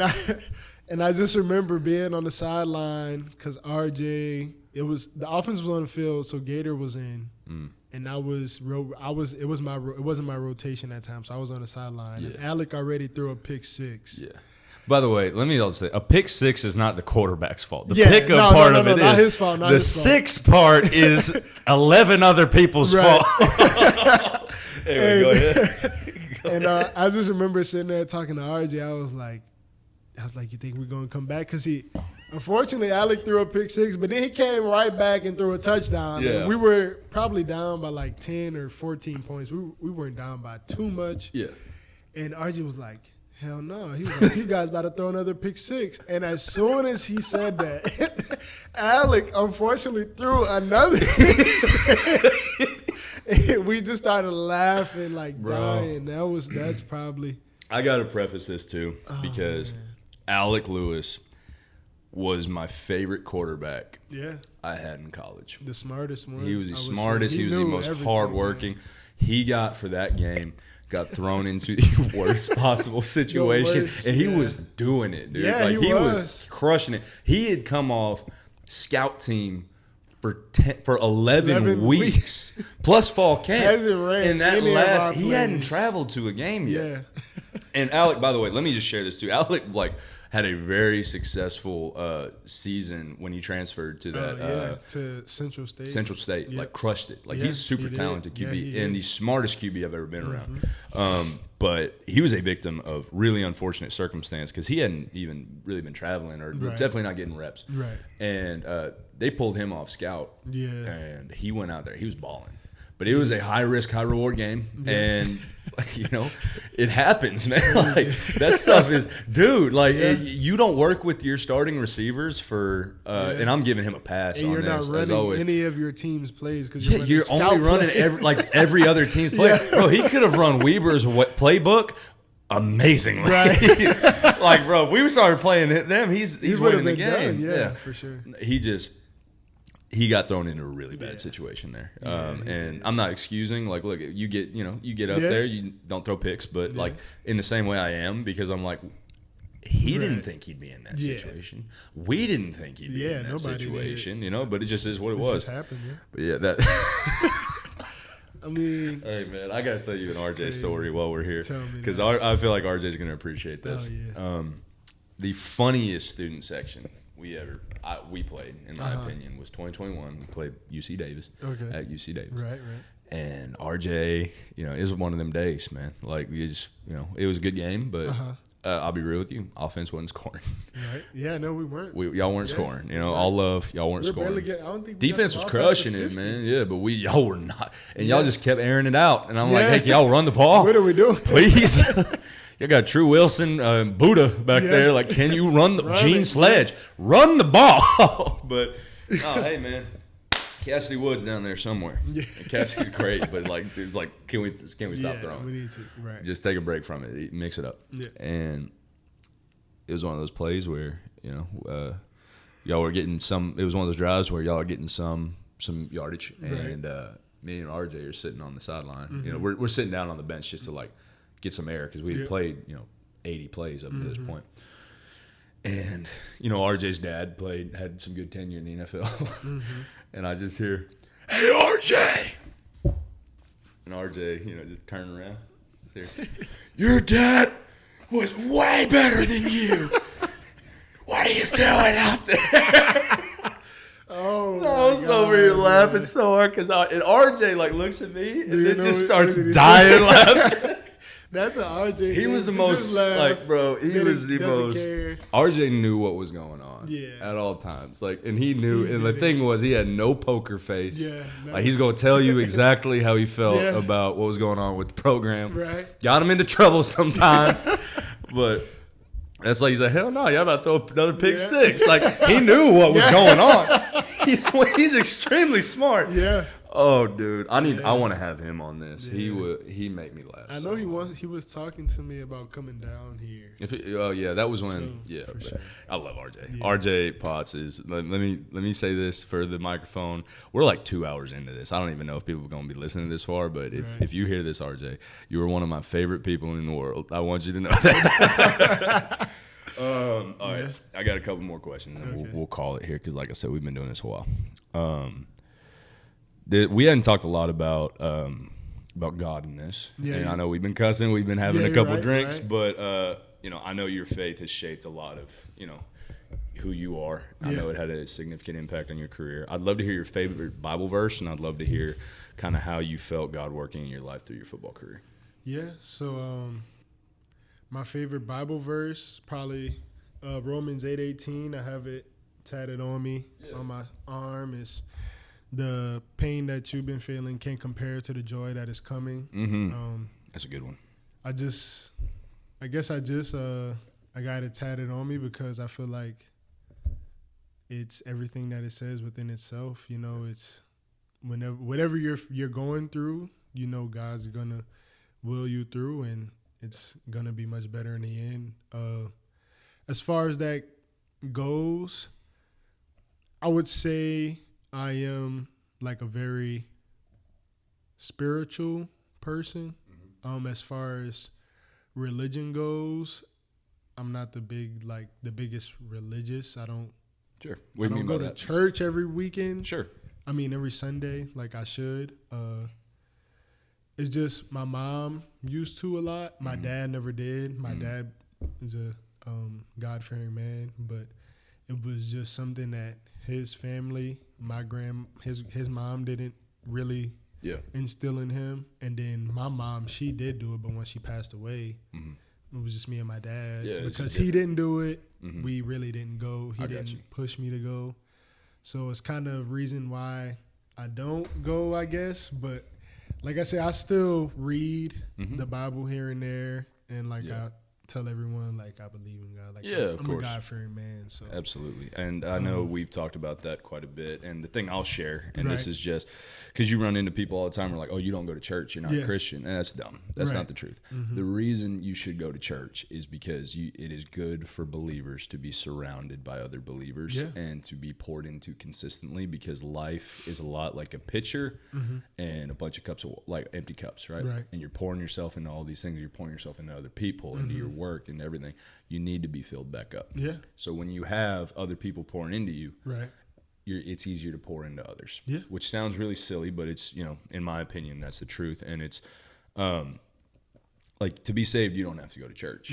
It's nowhere in the Bible, but they say going to church is good for you. That's the thing. It's more of it's kind of like a doctor saying look, you're not sick, so you don't need medicine. But it'd be good for you if you would take these vitamins. Take these, take your diet seriously, all that. Exactly. And be constantly surrounded by other believers who are pouring into you as well.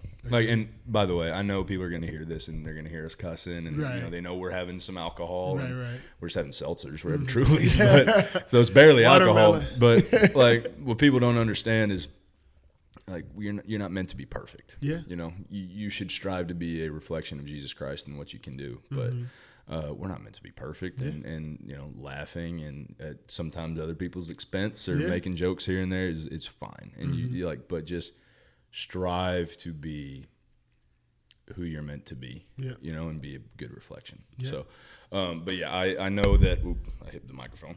I know that you're a believer. I know that we've had many good conversations, and I'm not of the belief that in order to get to heaven or to call yourself a believer, you got to go to church. It's a prescription. It's not a command. It's, look, you want to, because ultimately the goal is to not only be the best person you can be, but to point other people to the cross as well. And a lot of ways, it's a lot easier to do that when you're surrounded by other believers. But okay, I got one other question before we wrap it up here because we've been going a while and I've been having a blast. Me too. Tell me some good news to wrap us up, and then to end it, if you're comfortable with it, I'm going to pray for us. That's all right. Some good news is could be anything. Let me know.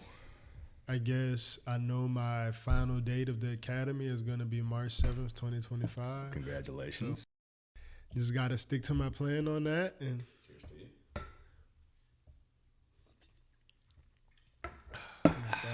But, that's pretty much it. Man. I know that. I'm just looking forward to the end of that and finally getting out there and trying to make a difference Yeah, with absolutely. the career path I chose. So And that's something I want to talk about more, but I know we're at like 2 hours. Yeah. Like I said, this will not be the only time you're on this. Right. And I look forward to that opportunity next time and having a little more subject matter to talk about. But Same. I wanted to really discuss, what brought us together. Right.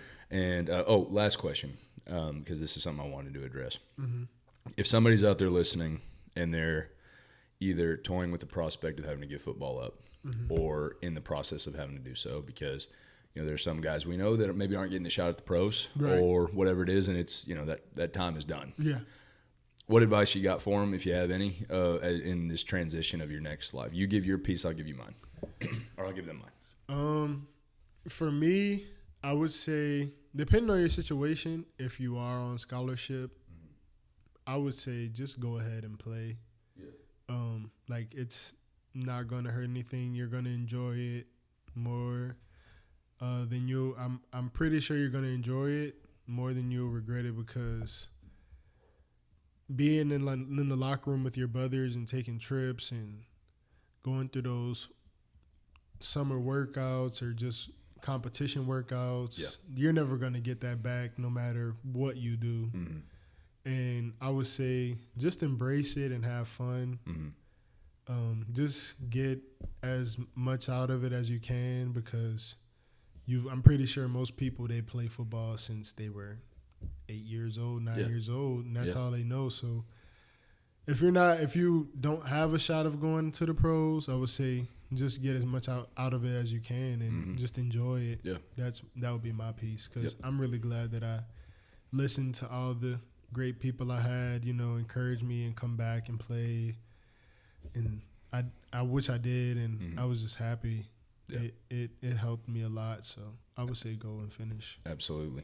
The piece I would have is understand that you are much more than who you are as an athlete, right? So this could be for anybody playing football, anybody playing a sport at a competitive level that they're having to give it up. You are you as a son or daughter, as a brother or sister, as a significant other, as a worker, as a person, is so much more of an important role than who you are as a player or an athlete, right? Yeah. Like, it's such a short amount of time that we get to go do it, and it's a blessing, and it's beautiful, and it brings about friendships like ours. Yeah. I can attribute it to having changed my life because I got 2 degrees, met the woman I'm marrying, met my best friends in the world that are all coming to my wedding, coaches, players, relationships that have changed my life. Yeah. And it's a blessing. Take it for all that it is and understand that it is not all of your life. Yeah. And when you're moving forward, just know that however good you were, right, who you are as a person and what you go choose to be is far more important. Yeah. That's my opinion. Let me pray for us. Yes, I want to end every one of these with a prayer. Right. Dear Lord, I just want to thank you so much we want to thank you for football. We want to thank you for all the blessings it added unto our lives. We want to thank you that introduced us to the loves of our lives and our dearest friends, and it created so many good memories that we are able to reminisce upon. Thank you that it brought us together. And God, as we move on and move into other career paths or other life choices, we ask for your guidance in those as well. We ask you to bless my dear friend Glenn here. Bless him as he completes his training at the police academy. Bless him as he goes into his career at Dallas PD. Keep him safe. Keep him, preserve him, and let him make the difference he desires to make in the world.